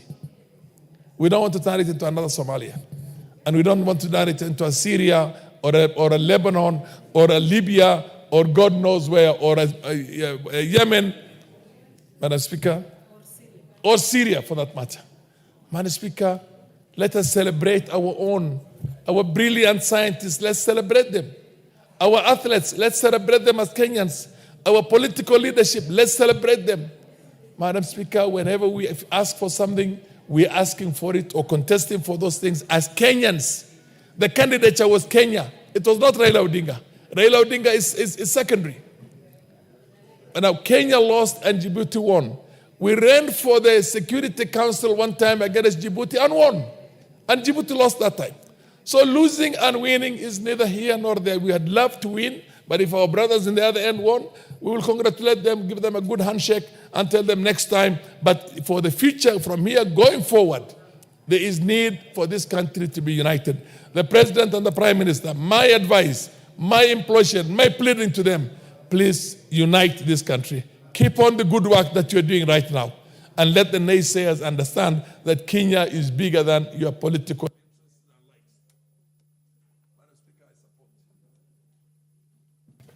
The Honorable Kainan. Thank you, Madam Speaker. Madam Speaker, may I also join my colleagues in commending the President for his mojo and telemastic manner in which he has approached the whole AU election this year. Madam Speaker, also allow me to appreciate the amazing gingerly approach and manner the Honorable Raila also exhibited after the loss. Madam Speaker, the Odingas have always been magnanimous and patriotic. And I want to remind Kenyans, in 1962, when the white colonialists declared Kenyatta as the leader of death and darkness, it's the Odingas who said, no internal self-rule without Kenyatta. Madam Speaker, in 1992, when Mzee Moi had a problem immediately after the election, it's the Odinga who came to the aid of Mzee Moi. In 1997, when Mzee Moi had a problem, it's the Odinga again under the Grand Corporation who again came to the assistance of Mzee Moi. In 2002, it's the Odingas who said Kibaki tosha. In 2007, when we had a serious national challenge, it's the Odingas who saved this country. In 2018, it is Odinga again who joined Uhuru under the infamous handshake. In 2024, when everybody expected Kenyans to fight because of that entitlement of tribally driven, tribally centered, tribally oriented shareholding mechanism, is the Odinga who said, no, we have one country. What does all this demonstrate? That the Odingas have always been there for this country. Madam Speaker, elections, when you decide to join an election, you either lose or win. The continental politics, Madam Speaker, Kenya as a leading economic hub, as a leading diplomatic hub, we have demonstrated under the leadership of President Ruto that Kenya is not just a country per se, it's a diplomatic hub. That is why many countries decided to stick by us, to support the Honorable Odinga, and the little challenge that has assisted our colleague, our friend from Djibouti to win the election should be seen as a gain, because at the end of the day, we also live in democracy. Madam Speaker, the naysayers who are tribalists, the ethnic chauvinists, must be told in no uncertain terms that this country belongs to all of us. Their biological nationalism has no place in the modern day Kenya. They must accept this is a country of many nation states. Many nation states, and these nation states that have contributed in defining our national borders and our national heritage. So long as you sit somewhere and you believe in your tribal bygones, Madam Speaker, there's no time. The majority of Kenyans will live by your ideology. That ideology has been overtaken by events. I want to request His Excellency the President to work with the Honorable Odinga in determining and working out 2027 and 2032 in the future, so that at one time the Odingas also get an opportunity in the history of this country. Madam Speaker, however, there are certain things that we need to go back and determine. We need to recalibrate our foreign policy and fill the pitfalls. Because literally, we have assisted many African countries. In the Horn of Africa, in the East Africa, Kenya is the only country that has not gone through militarism. We have been host to many refugees from Somalia, from Burundi, Rwanda, Uganda, Southern Sudan, Ethiopia. Many countries in the region must celebrate the dynamic nature of Kenyan politics and the contribution of Kenya, not only to the continental peace and stability, but also to our democracy in the region. And this is why I expected in the first instance, the Honorable Odinga will have won. But I think that aspect, because sometimes diplomacy is very tricky. There's something called in diplomacy, Madam Speaker, track 1 and track 2. In track 1, nations just sit on the table, discuss niceties. But in the evening, they resort to something called track 2. Track 2 is something called the ice diplomacy. You discuss it under the table, and that is what determines how you relate to the nations and other nations. Madam Speaker, this is one more minute. This is a defining moment. We have learned it. We have learned it. I want to ask the managers of our foreign policy to go back to the drawing board and determine those genuine friends of the Republic of Kenya and chart out with them an avenue, a path that will not only take care of their economic, political well-being, but will also safeguard our national pride. And this is what will help the people of Kenya. I say congratulations, President Ruto. Congratulations, Honorable Raila Odinga, for standing firm for the well-being of this country. And we, wherever we are, will support you in your endeavor to take this country and help us join the League of Developing Nations. I support.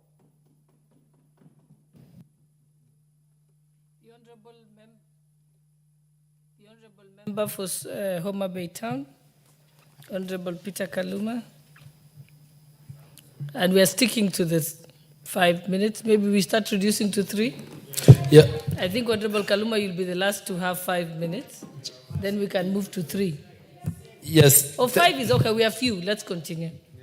Thank you. I hope, Honorable Speaker, my 1 minute is still there. Honorable Speaker, I stand to support this motion. I'm one person who is led by the Right Honorable Raila Odinga.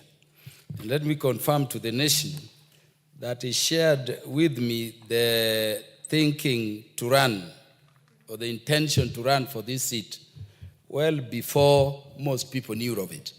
And so let me go on record as saying, Honorable Speaker, that it is not President Ruto or anybody else who put Honorable Raila to run for this seat. It was his choice based on what he believed he would do for Africa. And Honorable Speaker, I want to say that the fact that Honorable Raila has not succeeded to be the chair of the AUC is a loss to Africa and a loss to Kenya. We know Honorable Raila and his leadership credentials as a Pan-Africanist, as a leader who is very passionate about the unity, the prosperity, and peace across Africa. And an Honorable Speaker, we know so because of the sacrifices he's made for this country. Because of shortness of time, let me thank Honorable Raila for stepping in to the space to represent Kenya in that continental competition. Honorable Speaker, we should not forget that barely 2 years ago, the Right Honorable Prime Minister Raila Odinga had a contest with President William Ruto. And it's a contest which went up to the Supreme Court. I would therefore not end, Honorable Speaker, without thanking His Excellency, the President, for the magnanimity he showed in stepping forward to support Prime Minister Raila Odinga in the manner he did, in word and in deed. And Honorable Speaker, in so doing, the President has confirmed that he understands very deeply his role as the head of state for all Kenyans, and is being a symbol of national unity. He has taught us that as a constitutional democracy, once we have elections and you take reins, you stand with every Kenyan wherever they are in whatever bid they are making continentally. I wanted to request these two great sons of Kenyan leaders that they have seen through this contest how Kenyans believe we can be a divided people. Honorable Speaker, we always have athletics. And I can tell you, even in the midst of the post-election violence in 2008, when Pamela Jelimo was winning, although we were in different seats as Kenyans due to the times and the temptations we were going through at the time, we stood up and embraced.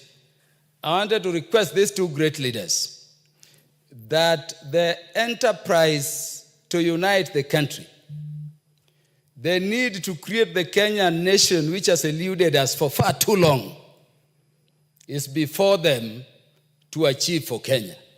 I would be happy, Honorable Speaker, for that day when whichever Kenya it is, as we have been doing with sports, contesting for anything outside of our border, we forget about where we come from, the communities we come from, and we all rally behind them. And so I'm requesting the Right Honorable Raila Odinga and President William Ruto that this AUC contest is something we need to build on and to unite this country and create one prosperous, equitable, fair country in which all of us are proud to be Kenya. Honorable Speaker, when I returned, I was met by some media people who were asking, now, are you going to stop supporting the administration? It is the patriotic duty of all Kenyans to support the government in place. And I wanted to tell those people that I happen to be from the community of Right Honorable Raila Odinga. I can tell you, in the enterprise of building one Kenya, count on Raila to join hands and to continue to the end with President William Ruto. For those who think that there would be any squabbles between us out of this contest, I've seen naysayers thinking so. Honorable Speaker, let me tell you, we are going to hold the hands of President William Ruto more firmer to build one united country where all of us.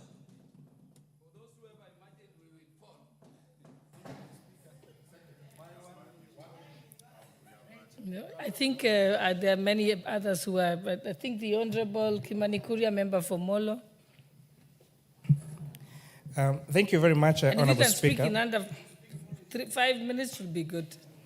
Thank you very much, Honorable Speaker. And from the onset, I would like to congratulate this great son of the Republic of Kenya, the Right Honorable Raila Odinga. You know, Honorable Speaker, we do not speak enough of the sacrifices that this great Kenyan has made for where Kenya is where it is today.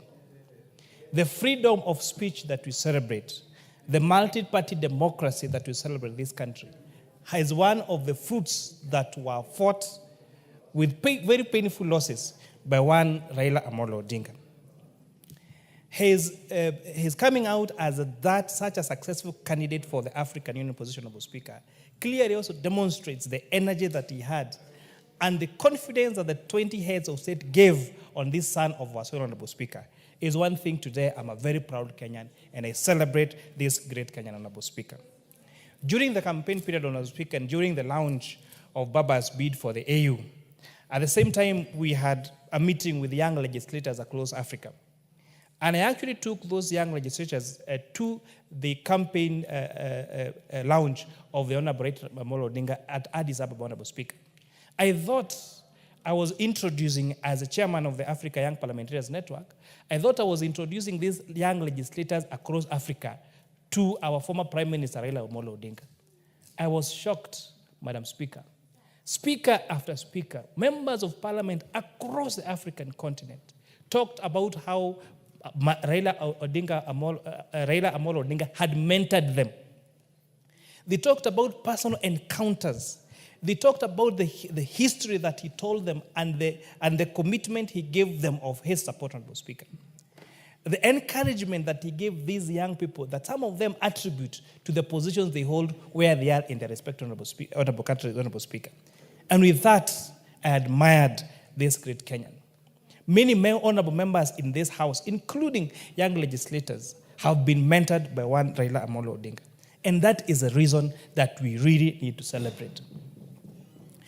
The likes of CPA Mayaka, Honorable Speaker, the likes of nominated senators and members of parliament in this House, Honorable Speaker, as a result of the hands of this great Kenyan. People are saying it is Kenyan, it is the Africa that lost. And I believe it. Because Kenya had a chance of a person who had the vision, the history, and knows where Africa needs to go to in the future. And I'm really hoping that perhaps in the future, there will be another stage, whether in the continent or globally, that Raila Amolo Odinga will get to serve, Honorable Speaker. I miss the days that Kenya was a patriotic country. How we celebrate our athletes when they win in the marathons. We don't care where they come from. We don't care the communities they come from. All we know is that we have a Kenyan carrying a Kenyan flag in a marathon in London, and he has won. A few years ago, we had one of our greatest teachers, a man from Njoro, I think it's called Mr. Tambach, who won a global prize on being the best teacher globally, Honorable Speaker. We were all there congratulating this teacher because he was carrying the Kenyan flag in the global arena, Honorable Speaker. I don't know what happened when it came to Raila Amolo Odinga. And this is a very sad state of affairs in our country. If we continue, yes, of course, by some people, and if we continue this trajectory, Honorable Speaker, we're experiencing a toxicity in the country where any success of anyone else apart from you is demonized. We saw the US government cut funding for US aid. It's their own policy, fine, it's their country, it's their taxes, yes. But Honorable Speaker, the number of, I saw Kenyans celebrate that now those guys who are working with US aid are now jobless. How does it benefit you that someone else is jobless and it is not you who is going to get that job anyway? So, Honorable Speaker, I really wish that we had that patriotism back, where one is Kenyan and they are competing in a global space, in a continental place. We leave all our political differences aside, all our ethnicity aside, all our family issues aside, and support that somebody, because that is a Kenyan, and that should be the Kenyan spirit. With that, I support Honorable Speaker.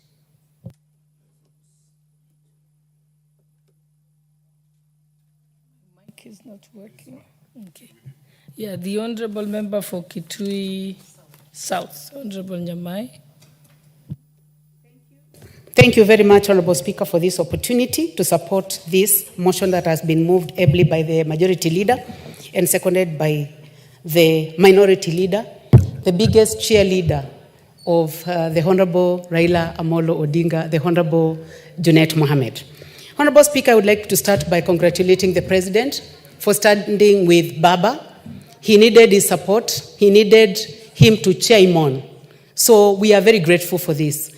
Madam Speaker, I would like to say that the Honorable Raila Odinga, when he was going for this position, he knew that it involved 55 countries of this world. And he knew that it was a very competitive position where he required to give his time, his brain, to stand in the international agenda, tell those people who he is, introduce himself to the world at that level. And I would like to congratulate him for that and thank God for him, Honorable Speaker. Because at the age of 80, Honorable Speaker, the Honorable Raila Amolo Odinga has a sharp mind. He still has the strength to compete with young people, where he came second, and we would like to tell him, keep going, Honorable Raila Odinga, because God has given you the grace. Madam Speaker, the Honorable Raila Odinga has a gift. He has been in leadership for over 30 years. He stood with Honorable Moi. He stood with the Honorable Kibaki. He stood with Uhuruto for 10 years. And now he is working with William Samoei Ruto. Madam Speaker, I would like to say that love him, hate him, Raila Odinga is blessed for his age, for the work that he has done, for the courage that he has shown, for the strength that God has given him. We would only like to say, those of us in position, may God give us so many people who are like him, who can put our country to the level that he has. It is not the first time, Honorable Speaker, that Raila Odinga has given himself to lead the continent. In 2018 up to 2023, as the Majority Leader said, he was the chair of infrastructure and development, the special envoy, and that means that he did not do it for anybody. He did it for this country. The position that he went for was not for himself, it was for us. And I think it is time we love our country, Honorable Speaker. And for anyone who may have celebrated this loss, I think it is important for them to go back and just reflect on what we are doing to our country. This is a position that would have given us a print in the country as Kenya, that having the former Prime Minister leading Africa to ensure that we are at peace, to ensure that we have development and to ensure that we play at the world arena. Honorable Speaker, I would like to congratulate the President, His Excellency Dr. William Samoei Ruto. It is hard. He had a very tough competition with the Right Honorable Raila Odinga. But for the sake of this country, he has kept everything aside and said that this is the only country we have. This is the place that we live. This is the place where we bring up our children and our grandchildren. And we would like to tell him, Your Excellency, President William Ruto, Your Excellency, Right Honorable Raila Odinga, unite this country for us. And we are right behind you. And we'll make sure that we pray for you, that everything goes as planned. Honorable Speaker, I would like to say that finally, when the Right Honorable Prime Minister realized that there was going to be a stalemate, he knew the right time to say, stop it. We have a continent that needs proper leadership. And that is the time that he decided to pull back so that he can give an opportunity to the current chair. As we congratulate the current chair, we would like to say, thank you, God, that Right Honorable Raila Odinga was able to be the second. Thank the countries that supported us, and these were our genuine friends, and they remain to be so. Thank you, Honorable Speaker.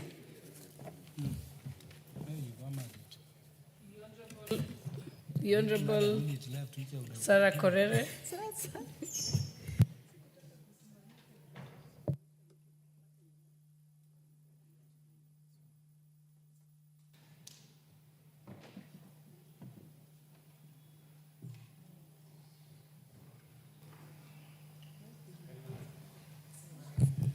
Thank you, Madam Speaker. Madam Speaker, I also want to join my colleagues in congratulating the former Prime Minister in his attempt to vie for the chairmanship of the AUC. And Madam Speaker, I also want to sincerely thank the President of this nation, His Excellency William Samoei Ruto, for his statement and patriotism. Madam Speaker, the Honorable Raila Amolo Odinga is a man to be remembered for many things and is a man to be celebrated. Honorable Speaker, if there is one person who have paid the price for democracy in this country, it is the Right Honorable Raila Amolo Odinga. And he's so consistent to an extent for 40 years, more than 40 years, the Right Honorable Raila Amolo Odinga is still standing for what he believes in, and truly he has proved that what is your point of order? Yes. Madam Speaker, thank you for the opportunity. Madam Speaker, we need to be serious and follow the time.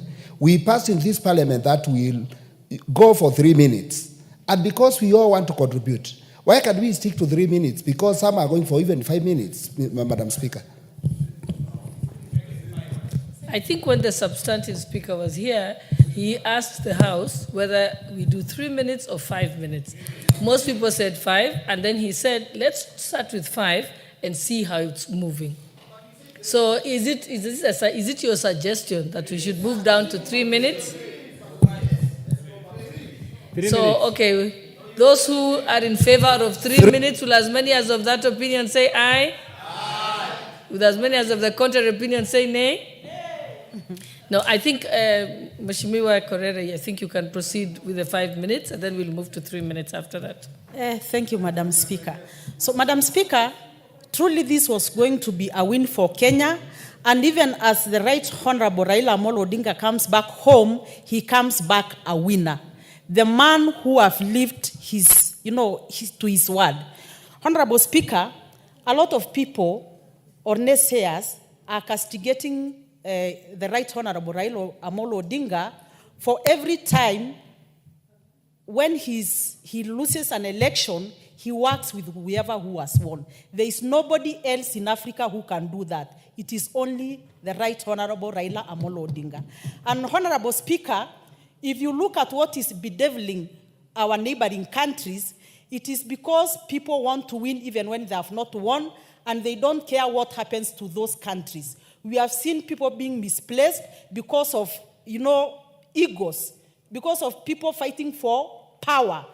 the Right Honorable Raila Amolo Odinga is one person who have really proved that Kenya comes ahead of everything. Kenya comes ahead of him.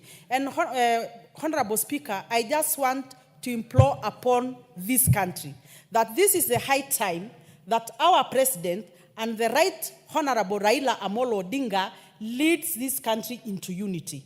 Honorable Speaker, I first got into politics through ODM. And at some stage, I was an ODM chairperson in Laikipia. And Honorable Speaker, even the president today was once an ODM person. He was once an ODM member. What I want to say is, it is possible for Kenyans to work together, regardless of which region they come from, regardless of which communities they come from, regardless of their religious backgrounds. Finally, Madam Speaker, it is so sad that some of the utterances that were uttered about the heads of states of other countries and our candidates were uttered on the pulpit of the church. Madam Speaker, we need to pray for our churches. We need to pray for our men and women of the cloth. Because, you know, in our church, in the Catholic, we say the church is a moving church.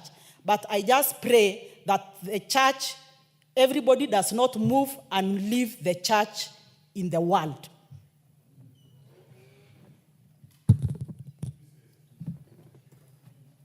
You're getting an opportunity, unless you're an appointed order. Hold on. Yeah, I think the next person was the Honorable nominated member, Honorable Irene Mayaka. And then I think we're coming to you. Thank you, Honorable Speaker, for this opportunity. Honorable Speaker, I also want to take this opportunity to join my fellow colleagues in congratulating the Right Honorable Raila Amolo Odinga for conducting himself as the true Pan-Africanist that he is, and actually offering himself up for the AU chairperson position. Honorable Speaker, the Right Honorable Raila Amolo Odinga is one of those people who are very resilient. When we were in Addis and we were all feeling very sad about this particular loss, he was talking to us while smiling and assuring us that it is not the end of the world. And so I really want to salute him for that. Honorable Speaker, I also want to take this opportunity to thank the President, His Excellency Dr. William Samoei Ruto, for leading the campaign on behalf of Kenya. Truly, what the President did was magnanimous of him. Him going across the whole country, the whole of Africa, him hosting us in State House to launch the campaign of the Honorable Raila Amolo Odinga is something that as young people we will never forget, and we want to thank him for that. Madam Speaker, and the Honorable CPA Kimani Kuri alluded to this, that so many of us have been beneficiaries of the Right Honorable Raila Amolo Odinga offering us mentorship. Madam Speaker, if you notice, on my right hand, I always wear two wristbands. One that is the Kenyan wristband for my patriotism. The other one is a blue wristband that has the initials DOR, which means Daughters of Raila. And the reason why I do this is because I am one of the beneficiaries of a mentorship of a great statesman of this country. The Right Honorable Raila Amolo Odinga did not look at me as the daughter of so-and-so. He looked at me as a young girl who was really passionate about politics, who wanted to be in this space and mentored me to get to where I am. And so, Honorable Speaker, it really saddened and disgusted me when I saw so many other young people on social media trying to castigate the candidature of the Right Honorable Raila Amolo Odinga.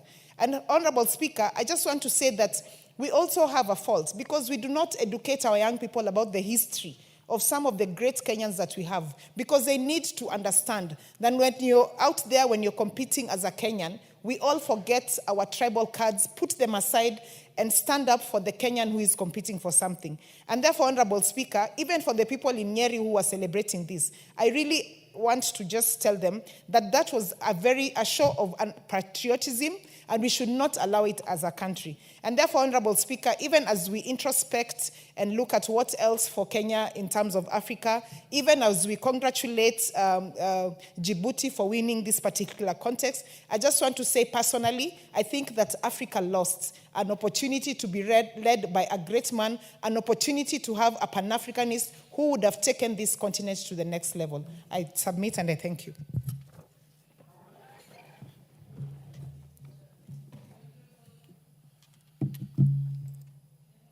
Iti?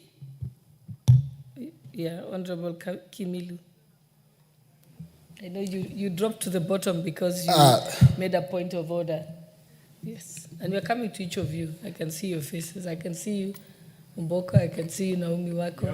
I can see you, Ferdinand. I know you're next, and like that. I think everyone will have an opportunity. You may proceed.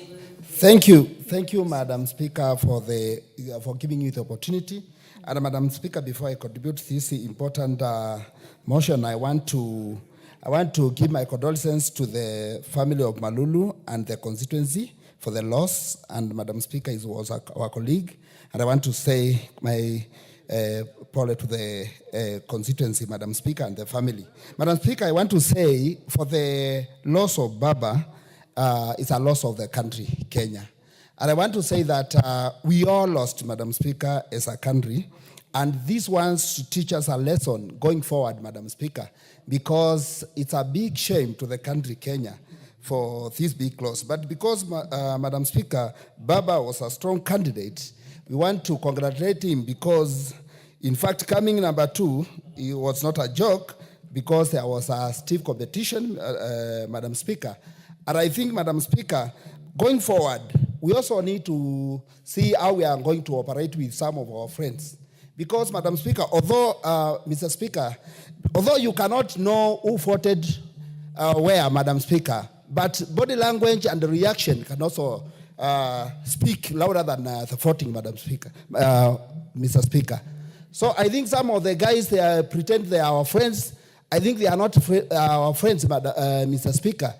Like this guy, I don't think whether Museveni is a friend of this country, Mr. Speaker. And these are the people we need, Mr. Speaker, to be serious, because we need to know who are our true friends and who are just lying us, who are just telling us we work together, we are friends, but they are not friends to this country, Mr. Speaker.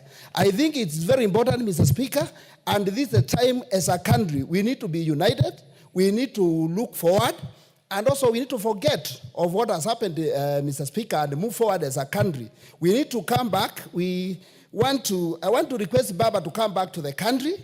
We unite and see how we can move our country together, Mr. Speaker.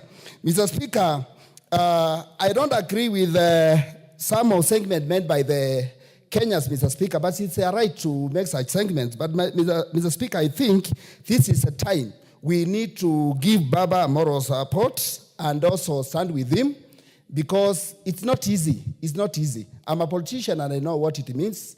But, Mr. Speaker, we need to support him. We need to give him moral support. And I want to say, as a country, let's not have...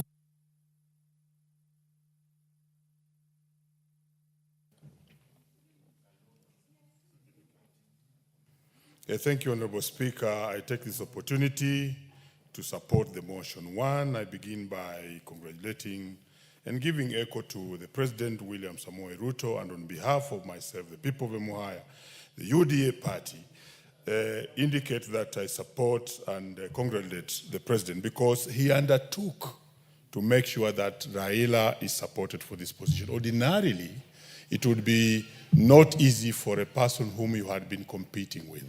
I saw a spirit of brotherliness, a spirit of Kenyahood that he exuded. I also want to thank him for taking us to that space where you would imagine for a new Kenyan born that this is the first time that we were having the AUC elections happening, because it's a space which ordinarily Kenyans had not been exposed to. And the publicity, the campaigns, and the aura that it was given set the stage. Number 2, let me congratulate and echo Raila Amolo Odinga. Raila Amolo Odinga has risen now to beyond just a leader of a section or a small area in this country. Raila is a statesman.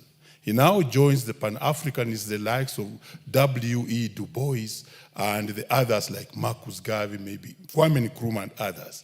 Because what he does, he shows very clearly that he is above the normal, ordinary, small politics of Kenya. But he rises beyond that level to support Kenya as a country and where need is required. Look at just the last, because one member of parliament had created the milestones that he has done. But I want to echo the one that is most recent, when we just had the recent situation whereby everybody would think that Raila should use the opportunity available to make everything very unstable in the country. And that was just after the Gen Z riots. He steps down and calms the waters. That's a statesman. And therefore, as he comes back, I believe these are two leaders who went through a very rigorous session of praying together in Addis, surmounting certain challenges together, and even discussing what to deal with. So if anybody, rather for all the Kenyans, this is not the end, it's just the beginning for the big things to happen. And I want to encourage the two leaders to work together as two statesmen to bring unity, unify the country, and make us develop. And we have seen common challenges and problems outside there. This should make us even work together and be stronger than it was, and not to divide us. Thank you, Honorable Speaker. The MP for Mwingi West. Thank you, Mr. Speaker, for this opportunity to add my voice to this motion, and I want to support it, Mr. Speaker. First of all, I just want to congratulate His Excellency, the President, on this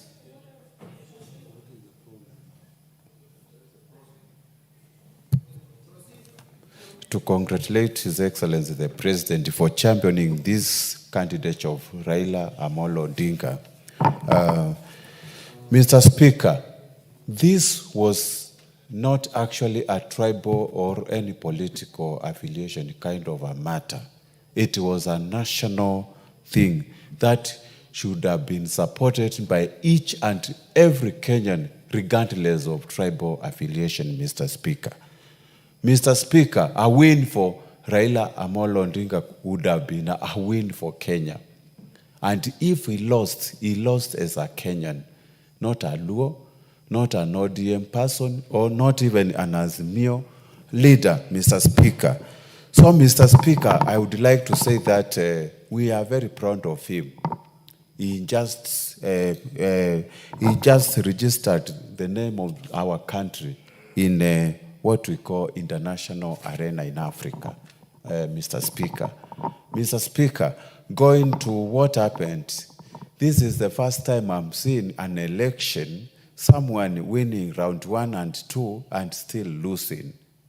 We need to change the format of the way we are determining the win of AUC chairman, Mr. Speaker.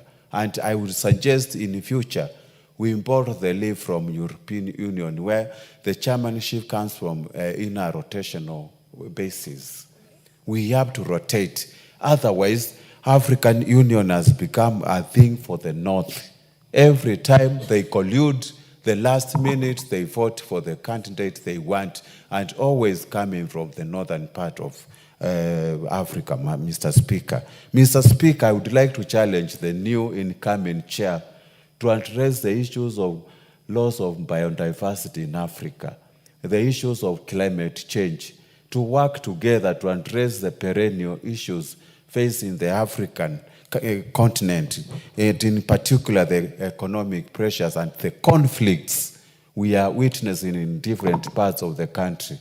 And since, Mr. Speaker, I can see my time is up, I would like to say, let us unite as a country and let us work in unison for the prosperity of our nation and forget what had happened in Addis Ababa. The Honorable James Anyikal. Thank you, Mr. Speaker, for this opportunity. Mr. Speaker, may I appreciate and thank the government of Kenya for endorsing and supporting Honorable Raila's quest for the chairmanship of AU Commission. Mr. Speaker, may I also congratulate and thank Honorable Raila for the courage, the commitment, and the selflessness to pursue this. This was not actually for his own benefit, not even just for the benefit of Kenya, but for the whole of Africa. Mr. Speaker, the local political discussions that we are seeing after this election completely misses the point. The bigger objective in this was actually the future of Africa. We know and we all agree that Africa is the richest continent in terms of resources and potential, and yet it is the poorest continent in terms of utilization of these resources. Therefore, in this election, in my view, even as we congratulate the winner, it is only the Honorable Raila who had the political clout actually to get the African heads of state for once, hopefully, if you leave the 1957 era when we were all clamoring for a united Africa, to get them to speak together with one voice and put the Africa agenda for international discourse. And this is particularly, Mr. Speaker, necessary if we look at the leadership in the America today. African leaders need to talk together with one language. This is what is going to protect us. And in my view, this is what I know, and everybody perhaps knew Raila Amolo Odinga was capable of doing. Mr. Speaker, look at Africa, the youthful population. But what happens to this population? We are actually afraid of the youth. Many are dying crossing the Mediterranean Sea because they say they would rather go and live abroad than live in. They would rather die while trying to go abroad than live in Africa. Who can put this thing together? Mr. Speaker, we have the largest potential in minerals. We have the largest potential in hydropower. We have the largest potential even in gas. But despite all that, we are still poor. And in fact, the countries with the highest potential are the countries with the biggest turmoil in politics.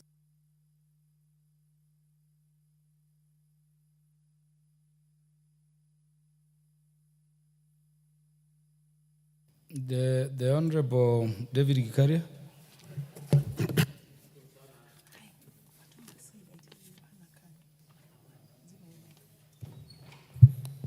Asante sana Mheshimiwa Spika kwa kunipatia nafasi hii. Na ya kwanza nichukue nafasi hii kumpongeza Mheshimiwa Raila Amolo Odinga kwa kujitokeza kwenda kuwania kiti cha kuongoza Afrika nzima. Pili, nichukue nafasi hii Mheshimiwa Spika kumshukuru sana Rais wetu William Samoei Ruto kwa kujitolea kabisa, akawa yeye ndio alikuwa mbele pale kwa mstari ya mbele kumpigia debe Mheshimiwa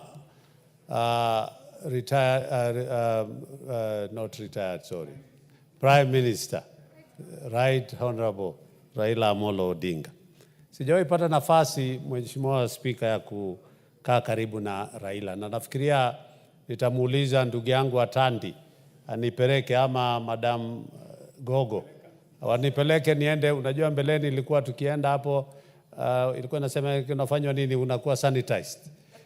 Lakini sasa ni kwa kweli, na nasema hivi si kwa sababu ya haya peke yake. Mimi ni shabiki ya Raila sana kwa mambo mengi. Tangu nikiwa kansela aliniongoza kwa njia ya kuleta watu pamoja na kufanya mambo mengi. Na niseme kuna mambo mengi. Kwanza niseme kama ndugu yetu Junet alivyosema, akatumia jina atarevisit. Nataka kwa niaba ya jamii ya ile ambaye inasemekana walienda wakasherekea kuomba msamaha, kwa sababu sio jamii nzima ambaye walifanya hivyo. Ni watu wachache katika kona fulani ambaye walienda. Kwa hivyo tusichukuliwe kama sisi sote, ni mtu mmoja ambaye anajulikana kwa mambo. Pili niseme pia mambo ya zile sheria zimewekwa pale. Ndugu yangu bwana CNN amesema ni lazima tuanze kuangalia. Mimi sijui kama nitakuja chaguliwa rais, pengine ningepeleka mswada kule tubadilishe sheria. Ya kwanza, kama vile nasema, iwe ni chairmanship, iwe ni kitu ya kuzunguka. Ikiweko North Africa, ikuje West Africa, ikuje East Africa, iende kule chini na kule kwingine. Ama si hivyo, wakubali basi first round, yule atakayepata majority votes. Raila wetu aliongoza mara 2, lakini kuendelea mbele watu wakaanza siasa na mambo mengine. Tunataka kusema ya kwamba tunampongeza sana rais wetu kwa kupigia debe, na zaidi kwa ndugu yetu Raila Amolo Odinga kwa kujitokeza mhanga. Katika hata ile miaka yake watu wanasema si uzee, Mili amesema usije ukastaafu kama unajua lengo lako. Kwa hivyo nitaomba pamoja na Honorable Samuel Atandi.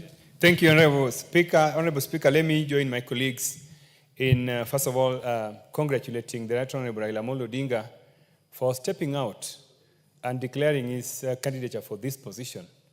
Honorable Speaker, Kenya may have gone without a candidate in this election had Baba not come out and said that he's offering himself.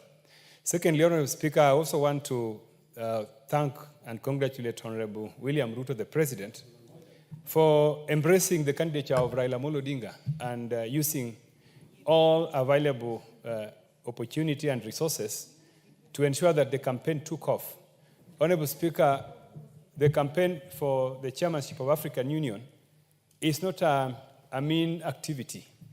It is an activity that requires travelings and movement across length and breadth of Africa. Honorable Speaker, this is not a campaign that you can do from your own resources, even if you are a dollar billionaire. Therefore, I want to say that the President was very bold and in coming out and embracing this candidature. Honorable Speaker, I was thinking about the support the President gave Raila.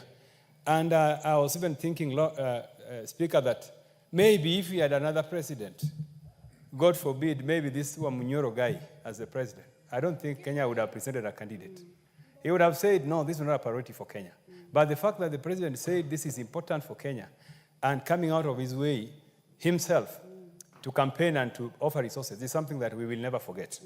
Honorable Speaker, I heard some people complaining that, look, the Honorable Raila Amolo Odinga is using a particular chopper to travel across the length and breadth of Africa while he's campaigning. I don't know whether those Kenyans wanted Raila Amolo Odinga to use a tuk-tuk or SGR as a means of movement to those African capitals. Honorable Speaker, lastly, I want to say that this candidature was not Raila's candidature. Like most people have said, it was Kenya's candidature. Actually, when people were voting, when presidents were voting, they were voting for the country. They were voting for Kenya. And therefore, I want to say that Kenya has won because Raila Amolo Odinga, using his profile, using his global profile, has been able to market the country. Kenya is now known. Kenya is respected. And the debate, Honorable Speaker, that Kenya has a weak or a poor foreign policy is something that I want to dismiss. Because, Honorable Speaker, if the Kenya's foreign policy is weak, I don't think those 22 presidents would have been able to support us. And so I want to say that we know the African politics, we know the politics of Anglophone and Francophone, and many other factors that I would have. Thank you, Honorable Sam Atandi. Honorable members, I have only 12 minutes. I don't know whether we still speak for 5. Wait, Honorable Ferdinand Wanyonyi, proceed. Chairman, thank you very much, Mr. Speaker, for allowing me to have this. First and foremost, I want to say thank you very much, Your Excellency, for having endorsed Raila for this particular job. He actually did not endorse Raila as a person, but endorsed Kenya because, as mentioned elsewhere, Kenya is the one that actually stood for the election, and therefore that was the right candidate for us. And I want to say this, we actually as a country, we did very well because the first round, we won this.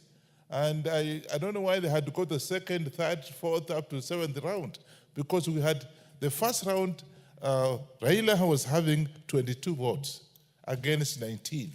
And then, of course, second one, again, he had more than that. So I don't know what happened. As somebody mentioned, I don't want to say maybe votes were stolen or anything else, or there was corruption, but I can tell you that Raila actually won this.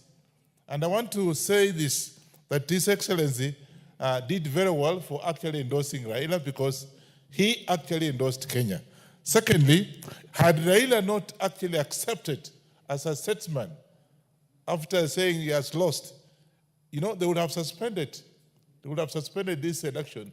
And I can tell you, because most people are saying it would have been very expensive for this country because we spend so much money. People going there, some of them went on their own. Others, of course, used our taxes for going. But now if His Excellency Raila did not accept the defeat, what would have happened, Mr. Speaker? It would have been that now, you know, the whole thing suspended and would have spent so much. And therefore, he actually went for a country, and I want to accept that actually that is the right candidate. And ask me a second question. I have worked with Raila, and I know that he's a statesman, and therefore, we are looking forward to having him get into the government and be able to work with Ruto so they can be able to move forward. I support the motion.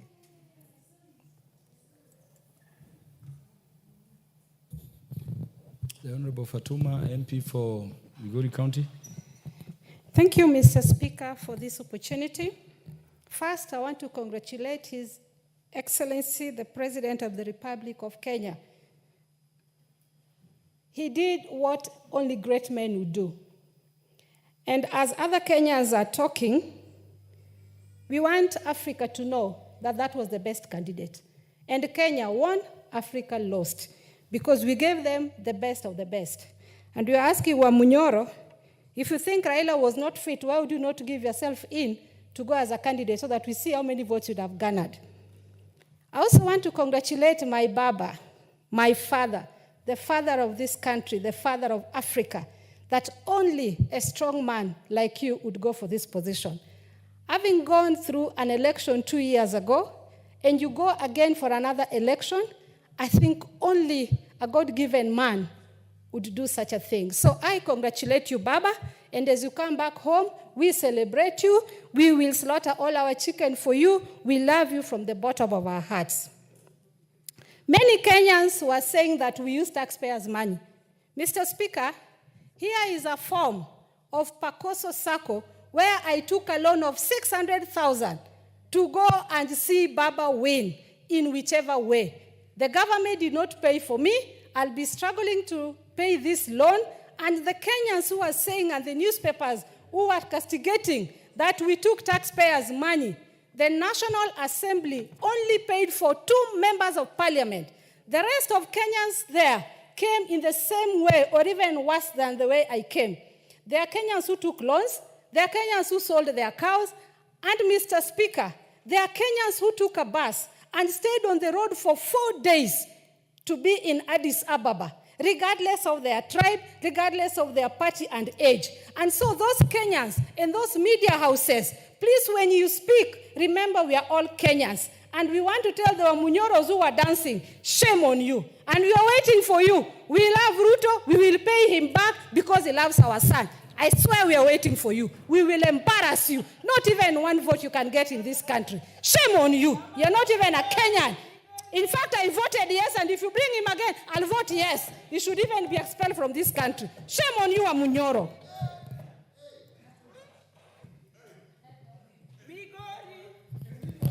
The Honorable Dr. Lillian Gogo. Thank you very much, Honorable Speaker and son. Honorable members, we have only 7 minutes to go. Asumbi, I'll be very. Foremost, I want to congratulate Baba for being Baba, for just being Raila Amolo Odinga. We can never ever in the history of the Republic of Kenya have another copy of Raila Amolo Odinga. And I stand in this house through the mentorship and the guidance of Baba. Thank you for the space that you have given women leadership, and this is what Africa has missed. And I want to tell our president, the President of the Republic of Kenya, the Honorable William Samoei Ruto, Doctor. Daktari, may the Lord bless you. I saw you hold Raila's hands like a son of Kenya. I was there many, many, many Kenyans from all walks of life were in Addis. Many, many. And we had a watch party, and the hall was full with Kenyans of all walks of life. And people gave themselves out. But I want to thank the President of the Republic of Kenya for his humility, for holding on to Baba's hand. And for all I care, William, any time that you are going to call on us, William, I'm telling you this, William, anytime you are going to call on us, William, I saw you. Nobody told me. I saw with my 2 eyes. Riding in the same vehicle with Baba, our Baba Uonoa, William. William, thank you very much.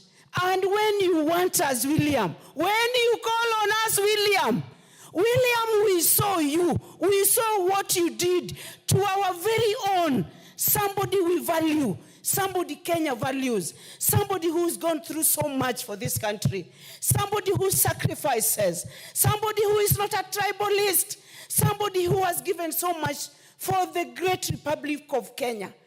And William, you came. And William, you were there for Baba. And William, you talked to us. And you are so humble. William, William,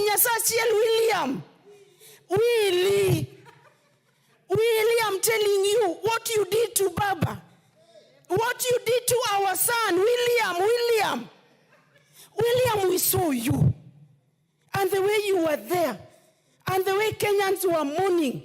And the way we were grieving. And both of you stood and talk to us in the evening in Addis. William, leave that gender thing alone first. I'm just congratulating William. And I want to tell you, William, just unite Kenyans. William, please put Kenyans together.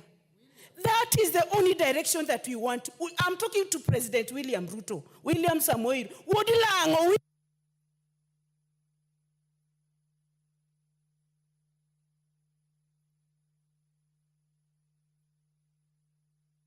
The Bogidinji Gishimu.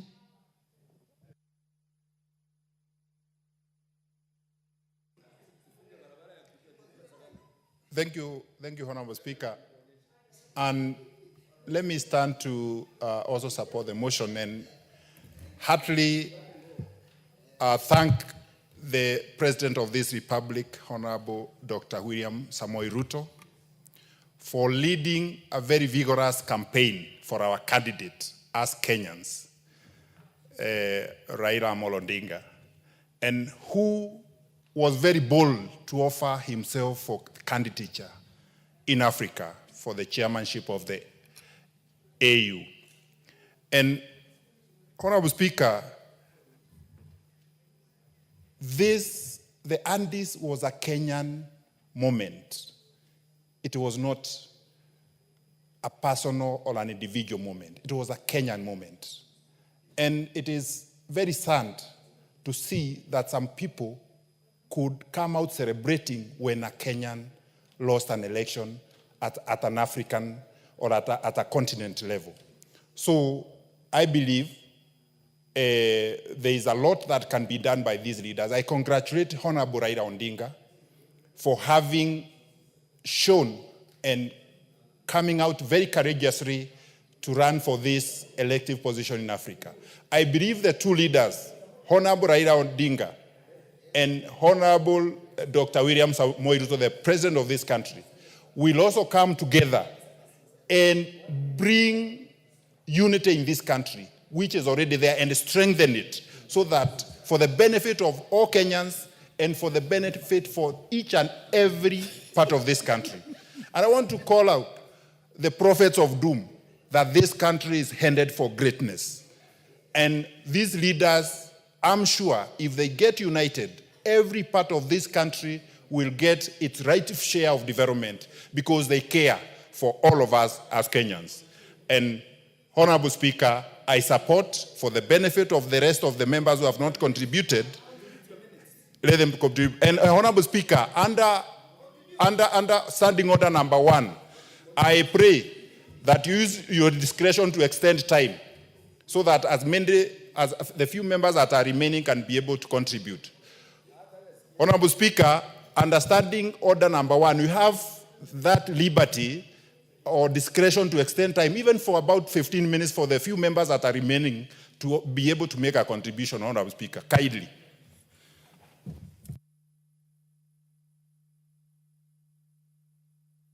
Matter where the substantive speaker whom I assist will allow me to invoke the provisions of standing order number 1 without being punished.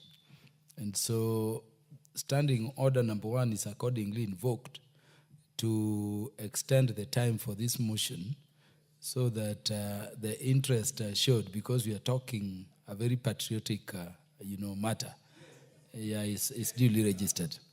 The Honorable, is that the Honorable Kakuta Maimai? Yes, the ma must speak. Yeah. You have to balance.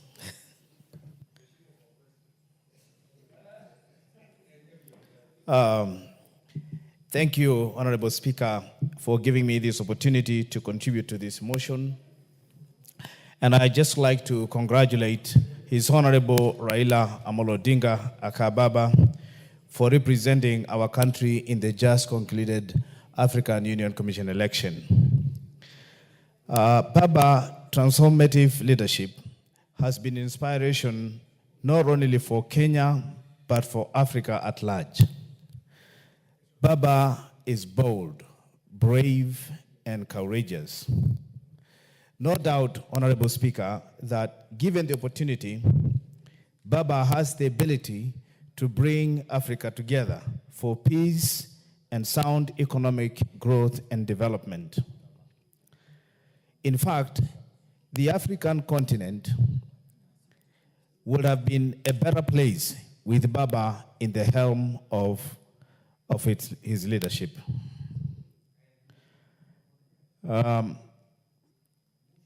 many of us, Baba Raila Amolo Odinga is the ultimate African statement. As a Kenyan, I am proud of my country and our citizens for continuing putting Kenya on a global map in so many different ways.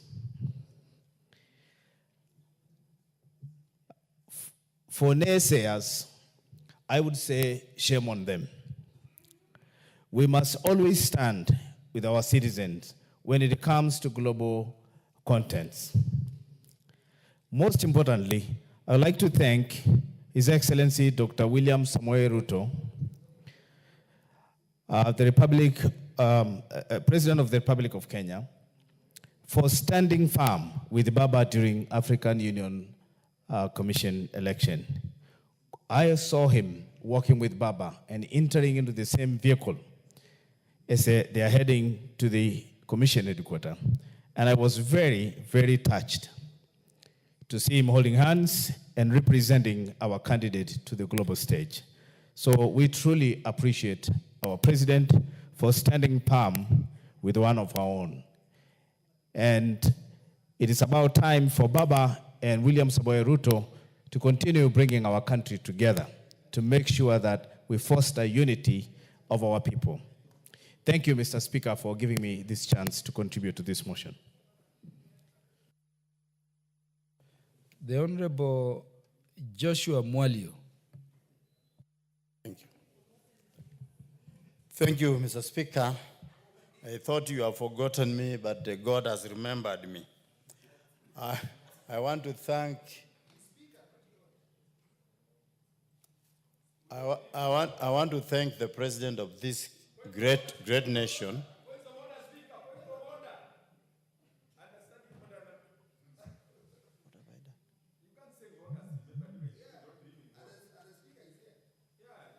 Thank you, Mr. Speaker, for giving me this opportunity. I have not stopped you. You proceed. Thank you very much, Speaker.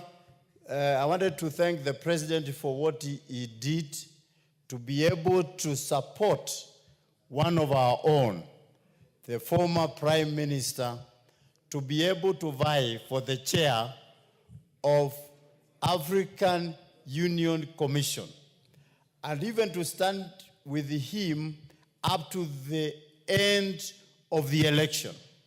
And even after the election, I saw them sit together while speaking maybe good words of encouraging him not to give up because there is still future.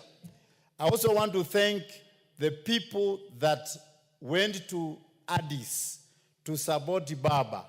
Those who took their time, those who took their money, they traveled by air, others by road, to be able to stand with our former Prime Minister. I want sincerely to thank them. I also want to say that when the books of history will be written, they will be able to write that the former Prime Minister vied for the chairmanship of AUC, because that is what he has done. And he fought a good fight, and in every contest, there must be a winner and a loser. But losing to the seat does not mean losing to Kenyans. We Kenyans, we have won because our candidate was number 2, and he fought a good fight, and we are going to celebrate him when he comes back. So we encourage him to continue serving this country diligently, always, as he has always done. Thank you very much. God bless Prime Minister Raila Odinga. The Honorable Dr. Eve Obara. Thank you very much, Mr. Speaker, for giving me this opportunity to also add my voice to support this special motion. Mr. Speaker, first and foremost, let me appreciate our President, His Excellency William Ruto, for standing with Baba. Mr. Speaker, we are aware that Baba expressed his interest in the position, and the President supported him. Mr. Speaker, he gave it his all. And I'm repeating that he gave it his all, and we all saw it. Mr. Speaker, let me thank Baba Raila Amolo Odinga for the statesman that he is, Mr. Speaker, that he has made us proud as a country, because this was not his, it was not individual interest, but for the country. Mr. Speaker, he has reminded us continuously that in every contest there is a winner and there's a loser. Mr. Speaker, he demonstrated this even as we were hurting at the dinner after the event. He stood there proud and tall as a Kenyan to tell us that it doesn't matter. I knew that there were only 2 outcomes, and this is my outcome. At this juncture, let me congratulate the candidate who won, Mr. Mohamed Yusuf from Djibouti. Mr. Speaker, let me also make a few observations. Mr. Speaker, if you look at the leadership of the African Union, most of it is Anglophone heavy. Mr. Speaker, what happened to the unity, inclusivity, and equitable representation that the African Union stands for? Going forward, maybe this is an area that needs to be looked at so that there is maybe rotational representation or something that is close to negotiated democracy.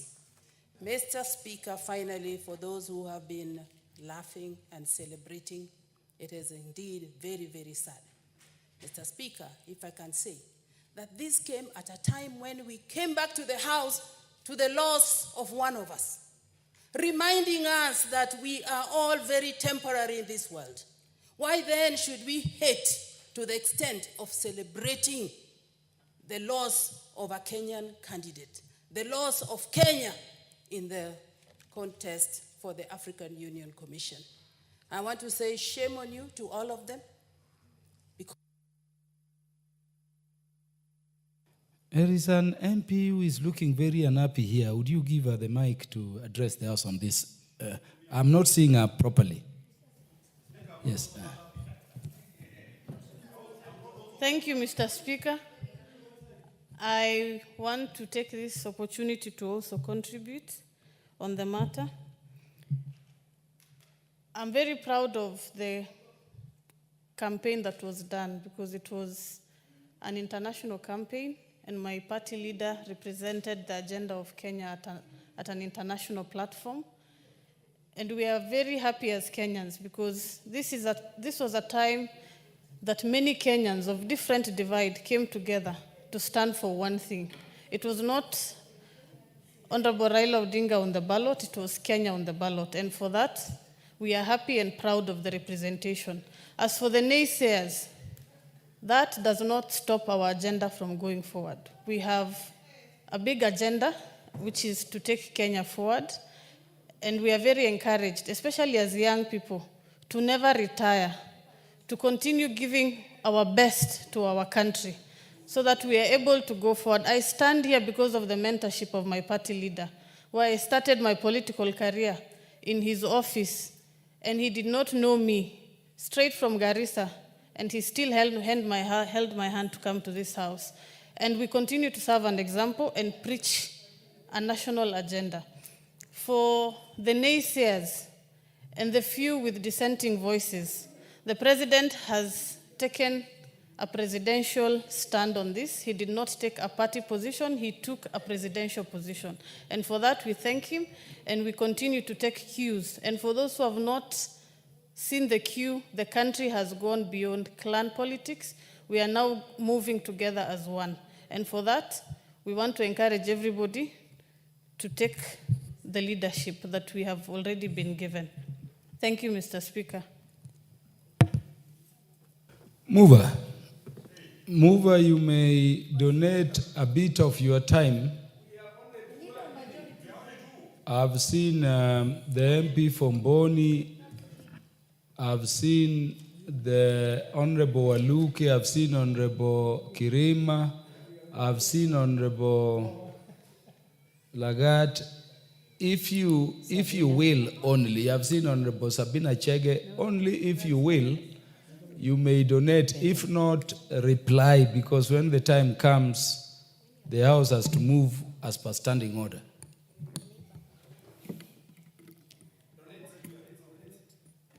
Thank you, Honorable Speaker. I donate some 1 minute to Honorable Speaker from Boni. Honorable Mboni, sorry. Honorable Mboni, Honorable Waluke, Honorable Sabina Chege, Honorable Benjamin, and Engineer Kiragu. 1 minute each. Ni sawa? Okay, another 1 minute to you, but usiongee vibaya hivi.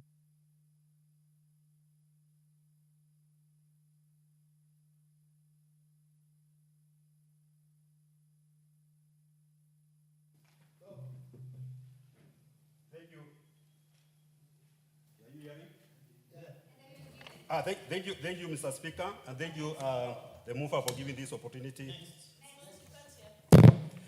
Thank you, Mr. Speaker. Thank you, the mover, for giving me this opportunity also to say one or two things about this event. First of all, the candidature for Honorable Odinga was not an individual candidature, but a candidate for Kenya. That's one thing people should know. A win for Kenya for Honorable Odinga was supposed to take Kenya to another level of the diplomatic space, and not only in Kenya or Africa, but in the world. Baba has a lot of knowledge of problems facing Africa, and this knowledge should be utilized to sort out problems which faces this Africa, including unemployment among the youth, trade barriers, and poor infrastructure. When you look at the AUC staff, most of them are French-speaking staff. If you go to that secretariat, you may not find a Kenyan working there. But having an English-speaking candidate, chairman, we are likely to get English-speaking youth and staff who are going to work in that. So for those people who are actually celebrating the loss of Baba, they should know that it's not about Baba, it's about Kenya. and we should love our country. Lastly, let me thank the President for the support. I think he did very well. Next, is it Honorable John Waluke? Thank you, Honorable Speaker, for giving me chance. Honorable Speaker, Honorable Prime Minister Raila Amolo Odinga fought as a man, as a son of this soil, Honorable Speaker. It was just bad luck because those other countries feared Honorable Raila because he had a plan to come and change the whole of Africa. And some of them maybe did not want, but we want to say that God bless him because Honorable Raila had a good vision, good mission for Africa and for Kenya because he could have changed even promoted this country to another level. Honorable Speaker, I also want to thank the President of this Republic for giving support to the Honorable Prime Minister. We love Raila. Me, I like him for his politics. He's a man of his own. He's a man.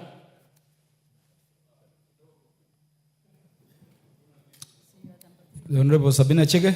Thank you, Mr. Speaker. Let me also join my colleagues in congratulating the former Prime Minister, Honorable Raila Amolo Odinga. He's a man I worked closely with. I know he's a father. I know he's a mentor. African missed a man who had goodwill and the strength of Pan-Africanism and a person who would have taken Africa to the next level. Mr. Speaker, also let me appreciate the President of the Republic of Kenya, Honorable William Ruto, because he showed the way he took the oath. Baba was his opponent, but he took it up. He went across the globe. He hosted several heads of state, and he showed his commitment for Kenyan. Finally, I want to apologize, and please let me, this apology go on record. To the people, especially from my region, who went out celebrating when Baba lost, and I want to take this message out there to Kenyans. This was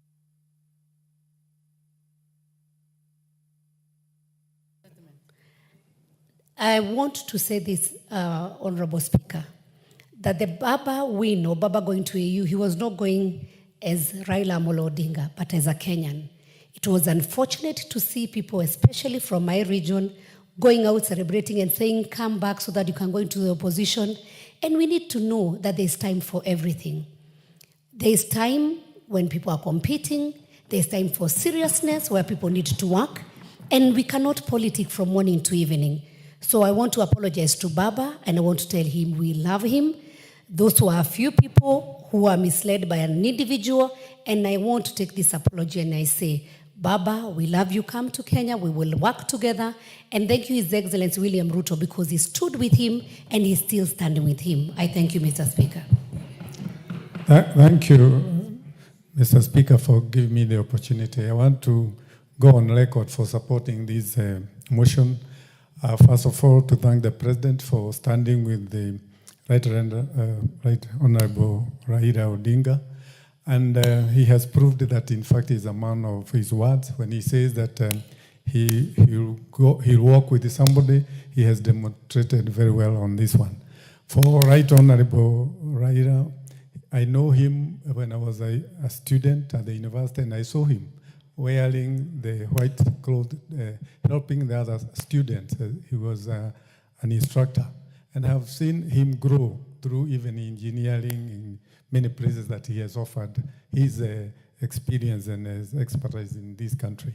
And for sure, his candidature was to change Africa. I know he was committed.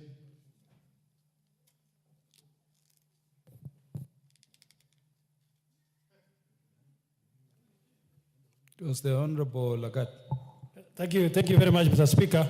Let me join my colleagues in congratulating the Right Honorable Prime Minister for putting up a brave fight. He fought a good war, Mr. Speaker.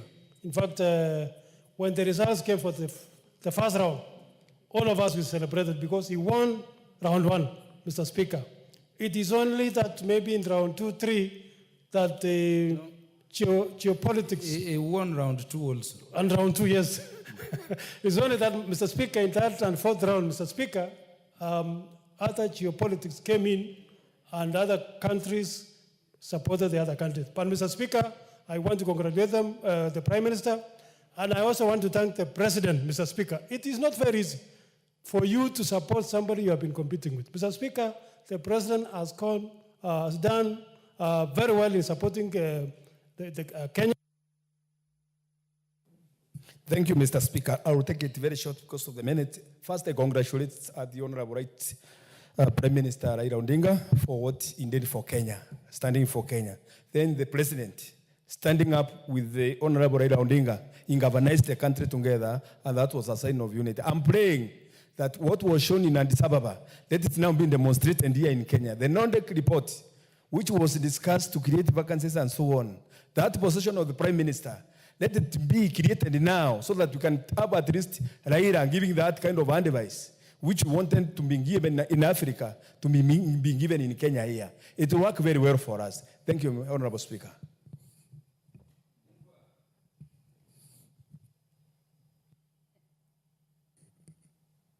Thank you, Honorable Speaker.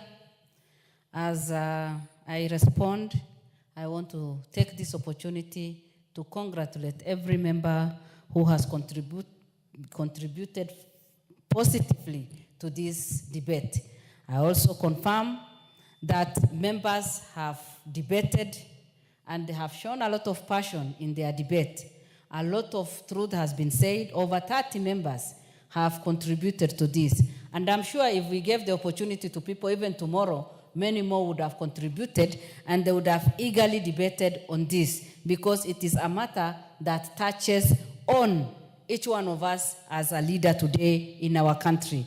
Honorable Speaker, we also know very well that God gave us this good opportunity and we are now placed at a very high and respectable space in Africa, simply because of what our leader, our president, Dr. William Samoei Ruto has done.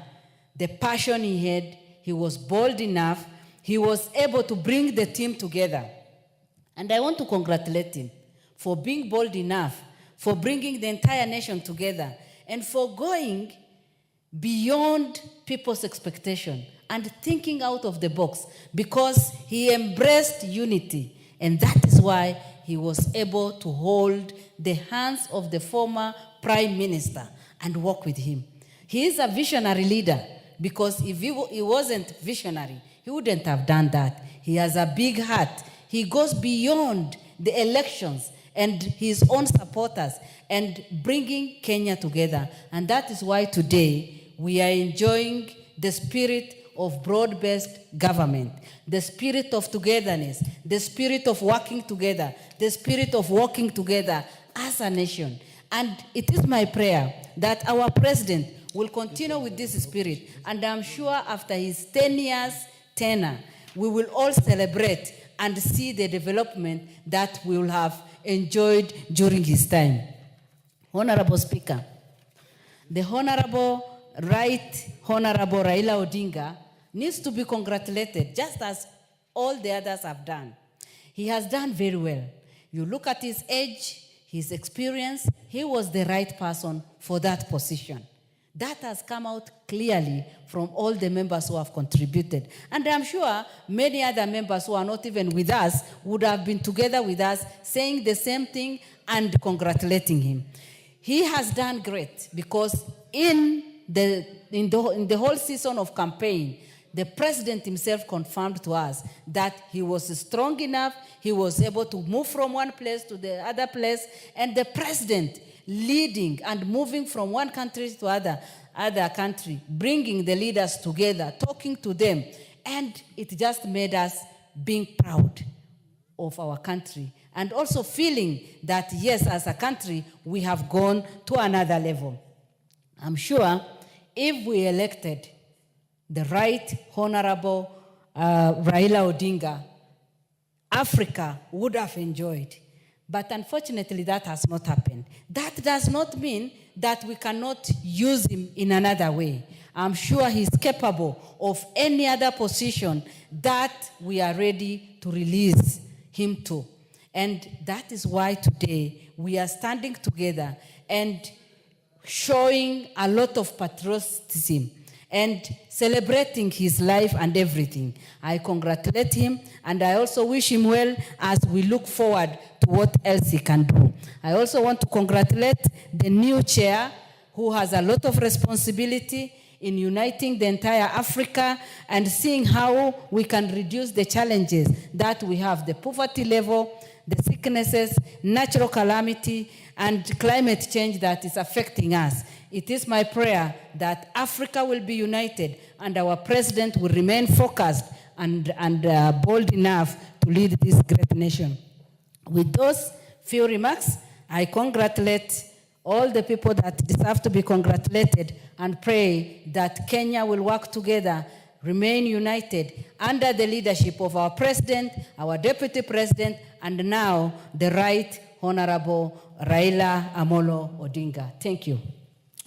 Honorable members, allow me to put the question that, recalling that the African Union, the successor to the Organization of African Unity, was launched in 2002 as a continental body consisting of 55 member states that make up the countries of African continent, with a vision of creating an integrated, prosperous, and peaceful Africa, driven by its own citizens and representing a dynamic force in global arena. Aware that the African Union Commission established the secretariat responsible for the day-to-day operations and activities of the AU, is headed by the chairperson elected by the heads of state and government from member states. Recalling that on 27 February 2024, Kenya formally announced that the former Prime Minister, the Right Honorable Raila Amolo Odinga, EGH, will be vying for the position of chairperson of the African Union Commission, building on his previous service as the African Union Special Envoy for Infrastructure Development in Africa from 2018 to 2023. Appreciating that, in recognition of the immense Pan-African ideals embodied in the candidacy of the Right Honorable Prime Minister Raila Odinga, his dedication and leadership in advancing the cause of the African continent through various initiatives and positions held over the years, including his previous service as the African Union Special Envoy for Infrastructure Development in Africa, His Excellency the President endorsed the Right Honorable Raila Odinga as Kenya's candidate for the chairperson of the African Union Commission, noting that the Right Honorable Raila Odinga's candidacy for the position of chairperson of the African Union Commission was not only his personal ambition, but also a symbol of Kenya's deep commitment to the goals of the African Union and his desire to actively participate in shaping the continent's future. Commending the government of Kenya, led by His Excellency the President, for the Pan-African campaign in support of the Right Honorable Raila Odinga, reinforced by Kenya's commitment to regional and continental integration and cooperation, guided by Kenya's foreign policy. Further commending the remarkable achievement by Right Honorable Raila Odinga for emerging the runner-up in the election of the chairperson of the African Union Commission, held on Saturday, the 15th day of February 2025. Recognizing the need to sustain Kenya's growing prominence on the continental stage and advocacy for a more united, prosperous, and self-reliant Africa, in resonance with the aspirations of millions of Africans who seek the continent empowered to chart its own course in the global arena. Now, therefore, this House, number one, records its thanks to His Excellency Dr. William Ruto, CGH, President and Commander-in-Chief of the Defense Forces of the Republic of Kenya, for endorsing the Right Honorable Raila Amolo Odinga, EGH, as Kenya's candidate for election as the chairperson of the African Union Commission, and for coordinating the continental campaign in support of his candidacy. Two, expresses its profound thanks to the Right Honorable Raila Odinga, EGH, for demonstrating his unwavering commitment to the service of Africa by offering himself as Kenya's candidate for the position of the chairperson of the African Union Commission, for his leadership in advancing Pan-African unity, for his dedication to the development and integration of the African continent, and for his distinguished attempt at the election, in which he emerged as the runner-up. And 3, records its congratulations to His Excellency Mahmoud Ali Yusuf in his election as the chairperson of the African Union Commission on the election held on Saturday, 15th February 2025. Will as many as are of that opinion say aye? Will as many as are of a contrary opinion say nay? The ayes have it.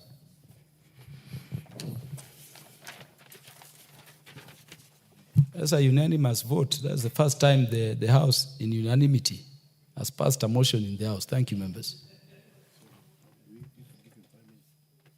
Next order.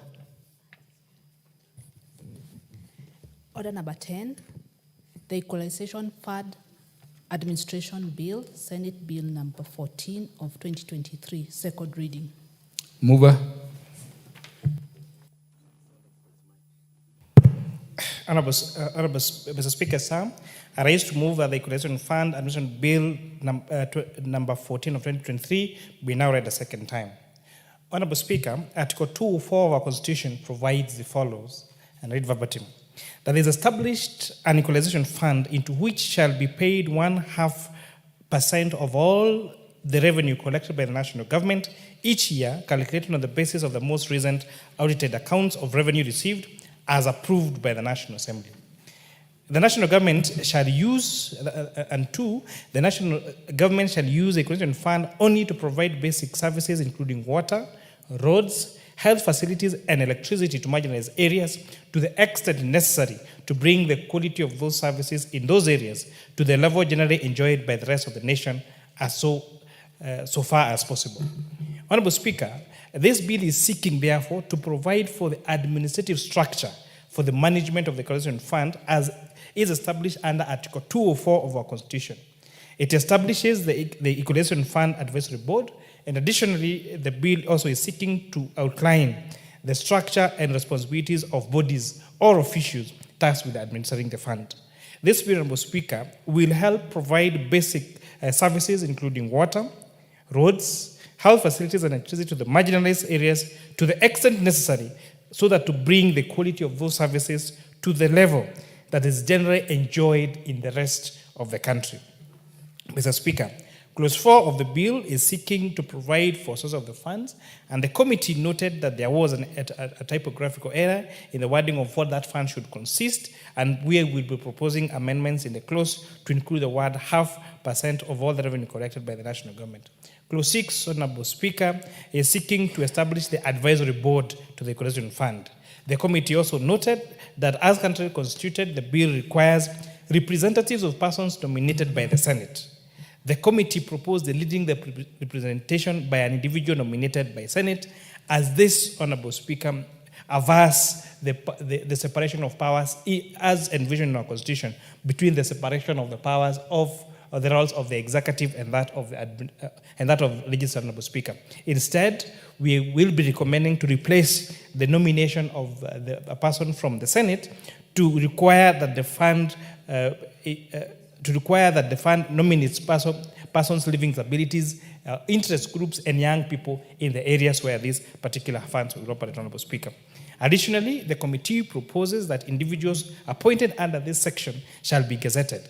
Also, these individuals should service for a term of 3 years with the possibility of renewal, and the board and provided further that the board shall provide sufficient time to effectively implement and realize its vision. This is also in line, Honorable, with Mwongozo Guideline. Honorable Speaker, the Mwongozo Guideline provides for the number of people that should be appointed in any board and the terms in which they should serve, and it recommends usually a 2-year term, honorable renewal, a 3-year term renewable once for this particular board members, Honorable Speaker, and that is what this bill is proposing to adhere to, Honorable Speaker. Mr. Speaker, Clause 13.4. The committee notes that the clause requires the officer administering the fund to open a separate account at the Central Bank of Kenya, in which all monies raised under Section 4 shall be paid to. The committee observed that the Equalization Fund is an independent fund not under the National Treasury's mandate, and therefore the role of the national government Under Article 204 of the Constitution and Section 18 of the Public Finance and Management Act limits the operational aspects as of establishment and maintenance of an account for the Equalization Fund. Honorable Speaker, Section 18 of the PFM Act provides that the National Treasury shall administer the Equalization Fund in accordance with Article 204. This, read together with Clause 29 of the bill, is providing for withdrawals from the fund, which provides which provisions are similar to those in Section 18 of the Public Finance Management Act. And therefore, the committee was of the view that Section 18 of the PFM Act ought to be repealed to avoid conflict and overlap of these two provisions, Honorable Speaker. The committee also noted that there was inconsistencies in the use of the administration to the fund administrator, and officer administering the fund in the bill. And whereas Clause 2 of the bill defines fund administrator, this is not constantly applied. And therefore, the committee, again, will be recommending amendments to the bill to ensure consistency in the bill. Honorable Speaker, the committee noted that the bill proposes the establishment of a county technical committee, a sub-county technical committee, and a project identification and implementation committee. Honorable Speaker, these committees we found to be too many, because having 3 levels of committee for the implementation of the particular projects could raise unnecessary bureaucracies that could eat into the fund and therefore prevent these monies to go into the role in which they are supposed to go to, which is implementation of projects that will see services being delivered to these marginal areas in a level that is agreeable to what other parts of this country enjoy, Speaker. And therefore, again, we are recommending for the minimization of these bureaucracies, because, Honorable Speaker, we note that majority of these particular well thought through funds that are supposed to facilitate poverty reduction, equalization, and ensuring fair distribution of resources among Kenyan, Honorable Speaker, is lost in bureaucracies, where monies are supposed to go to projects end up sitting with people in committees in Naivasha and Mombasa and across the country at the expense of these monies going to the projects in which these particular monies are intended to, Honorable Speaker. Clause 17, Honorable Speaker, the committee noted that the sub-county administrator is one of the co-chairpersons as provided for in Clause 19 of the bill. The committee recommends that since the county technical committee is a technical one, another person other than the governor should be proposed. The committee therefore proposes the county secretary replace the governor in the technical committee at the county level. The committee noted that Clause 9(1)J of the bill provides that the board shall undertake public participation in line with Article 2(1) of the Constitution. Clause 22 of the bill provides that the project Identification and Implementation Committee shall undertake public participation in beneficiary counties. Clause 25(1)C of the bill provides that the County Executive Committee member shall, upon the identification of the projects and programs, prepare a work plan setting out a report on the public participation undertaken during the process of identification of programs and projects. The bill, Honorable Speaker, is therefore providing that the work plan shall be submitted to the board, and therefore the committee recommended that Clause 9(1)(J) be amended to provide that the board shall oversight that particular public participation. Again, this is a measure to ensure that the board only carries out an oversight role, but the actual project identification and project implementation of this particular project is done by the people at the county and sub-county level who are affected, Honorable Speaker, by this particular project and understand the needs of the societies in which this equalization fund is supposed to benefit, Honorable Speaker. Honorable Speaker, this bill is seeking to provide a robust framework for the effective administration of the equalization fund and ensure that the marginalized areas in Kenya receive the necessary resources to improve essential services. Mr. Speaker, I extend my heartfelt gratitude to the members of the committee and the members of the public that came in large numbers to provide their views that has improved the reports that are going to table on this House on how to improve this particular bill, Honorable Speaker. As I conclude, Honorable Speaker, it is unfair, it is unnatural, and actually it's evil that whereas we have services that are enjoyed in some parts of the country freely, whereas some parts of the country have in a whole county, in a whole sub-county, people with piped water, people with tarmac roads, people with electricity, we still have places in this country that have never seen an inch of a tarmac road. It is unfair, Honorable Speaker, that in 2024, we still have many parts of this country where a whole constituency do not have connection to the national grid, Honorable Speaker. It is unfair Honorable Speaker, that we have some parts of this country, Honorable Speaker, that they have never seen even Maram roads, Honorable Speaker, that they imagine where a road should be. And whereas we have the larger areas that are marginalized, Honorable Speaker, it is also unfair that we also have pockets of marginalization within areas that appear to be well developed, Honorable Speaker. You find very many places in this country where we have areas left out where they don't have electricity, where they've never had water, where they do not have roads, Honorable Speaker, and therefore we are hoping that this actualization of this equalization fund, Honorable Speaker, will ensure equity and fairness in distribution of resources across the country. Honorable Speaker, with that, I beg to move and request the Honorable Vice Chair, Ambassador Langat, to second. Mr. Speaker, I second.